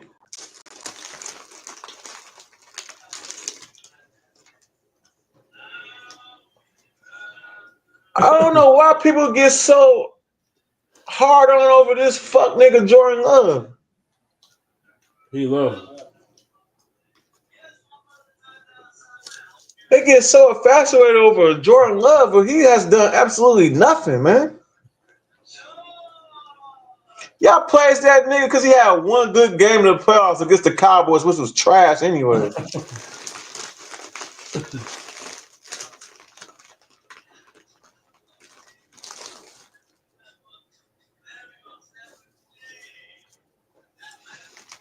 They can replace Carlton Davis. I ain't like him like that anyway.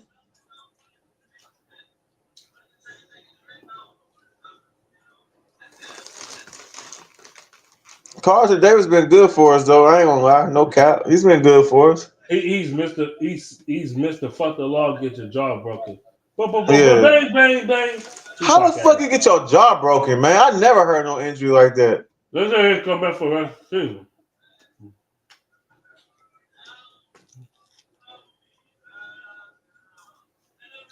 That shit ain't come back for the rest of the season. Yeah, I heard that. Yeah, Dan Campbell said it. Yeah, he's not coming back. Off a broken jaw. Now, if you said ACL, a broken elbow, some shit like that, okay, I could rock with it. You can replace him though, man. I mean, you can get somebody better, bro. Yeah. Like who? Shit. What's the name? Who's out there, man? I'm trying to think. Nobody. Nah, I'm thinking of somebody. Just hold on.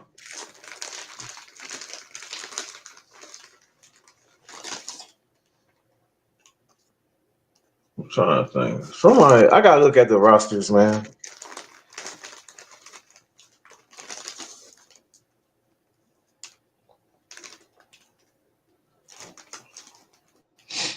If he really did that shit, that's crazy work right there, boy. Well, If he quit on his team because he won a new deal, that's crazy work. Yeah. I was about to say he ain't playing long enough.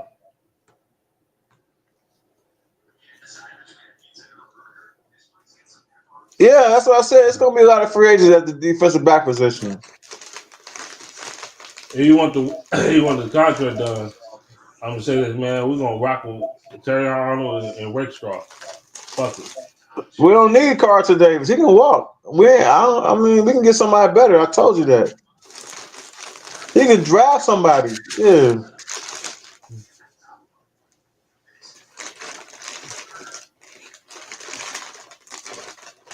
We gotta get the offensive lineman though in that first round pick. Ooh. Start getting these niggas replacements right now. Yep. Replace Taylor Decker.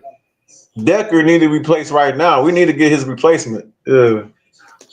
And glad. This is gonna be a deep draft for offensive linemen. No cap. Ugh.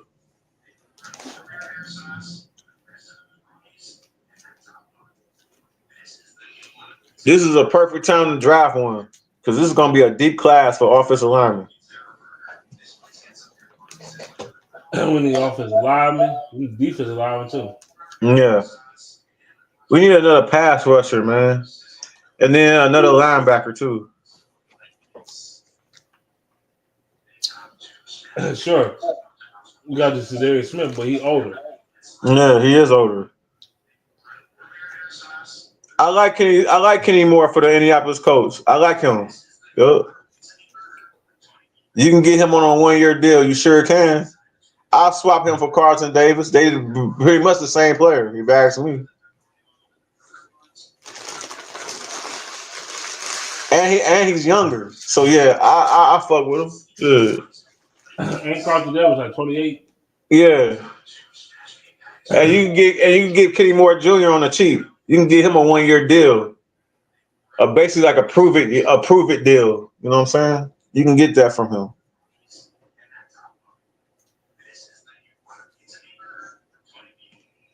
But they're pretty much the same player, if you ask me. Yeah. I didn't know he was a free agent, though. That's what's up. I'll get him. Hell yeah.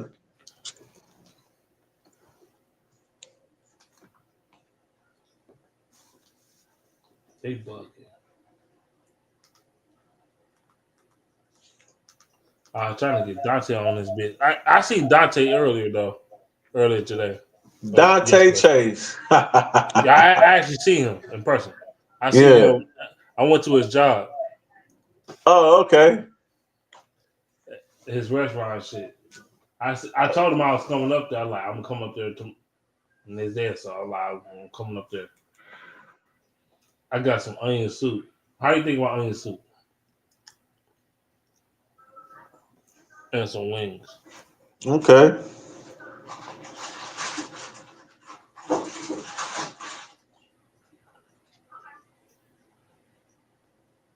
Yeah, I'll be looking at Kenny Moore. Yeah, I'll look at him in the off season. I would if I'm the Detroit Lions. Yep.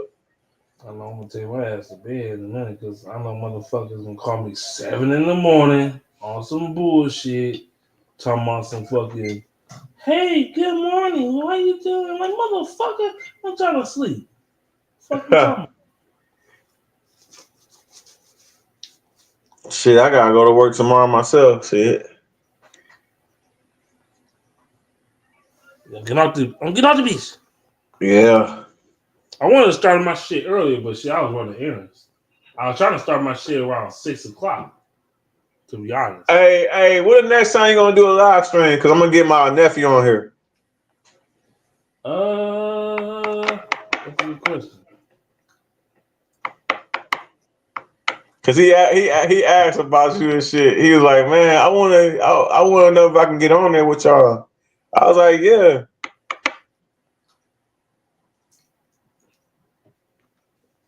You made something interesting to me. I'm gonna ask people, do they want to get on that shit? And I ain't talking about the typicals. Yeah. Get my sister on this motherfucker. That shit be crazy.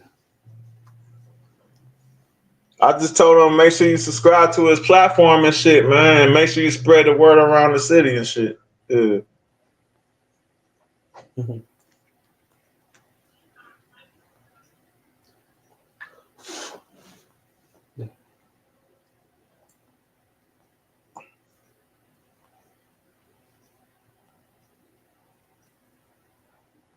Yeah, but let me know when you do another one, man. Yeah. I am.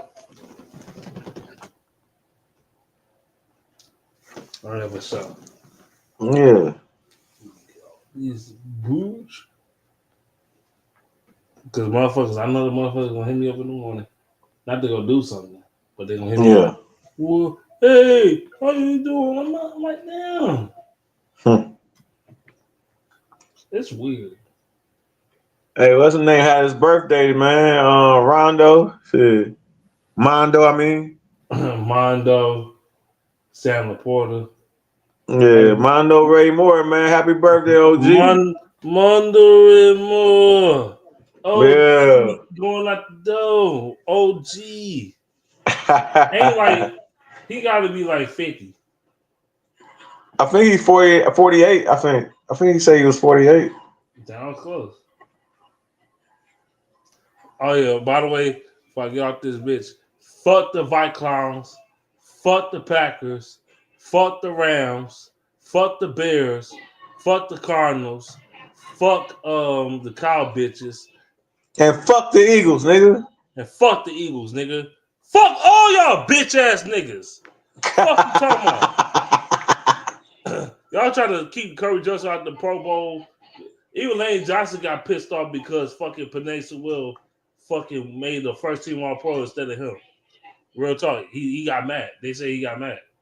For the Eagles? Yeah, from the Pigeons. Oh. Nigga, fuck you, nigga, you big bald-headed, Roy-head motherfucker. You do nothing but take steroids, nigga. Yeah. You are artificial fake, nigga. You ain't the genuine article, nigga. You take steroids. You a Roy-head loser. That motherfucker probably doing Roy Ray's about to take it out on his wife, nigga.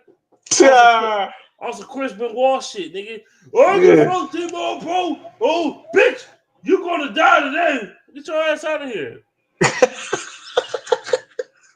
He look like he be going on Roy Rages. I remember Seth Rollins off WWE and shit on some weak wiener entertainment type shit. Them motherfuckers was working out together when they was at WrestleMania or close to WrestleMania. Nah, you cry, let's make a first team All Pro. Shit, Penei Sewell deserve it. Shit. Penei Sewell the best tackle in football. Yeah, he the best offensive lineman in football, period. He is. Might be the best player in football, period. Shit. Yeah, you might be right about that one too. Best player in general, shit. Yeah, that's what I'm saying. Yeah. But yeah, I'm getting off this bitch. All right, my dog. One love, man. Till next time, my nigga. Well, I gotta get back. Well, I gotta get back on here sooner. I wanted to get on. Really, I really got on here Saturday, but see, I was doing a lot of shit. So actually, on Saturday I was working. Yeah. So I couldn't do shit. So I was working on Saturday too. Yeah. hopefully I don't work this Saturday because the Lions game come on Saturday. Oh, it's on Saturday? Yeah, it's on Saturday at 8:00. 8:00, I'll be off work. Yep, I'll be able to watch it. Yep. If they make me work, I'm leaving work early. I don't give a fuck. Yeah, I'll be off work. I'll be able to watch that shit. Hell yeah. Is that gonna be on NBC? No. That game is not it's not an 8:00 game. I think that game come on at 3. Hold on, let me 3? check. I can check it for you. All right. Yeah.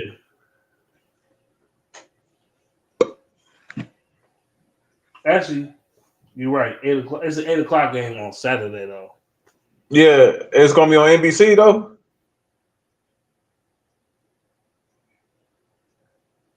It ain't been announced yet. Oh, okay. It probably will. It's gonna be on NBC. Yep. Yeah, probably. Yeah. I got that Peacock shit, so yeah, I'll be able to watch it. Yeah.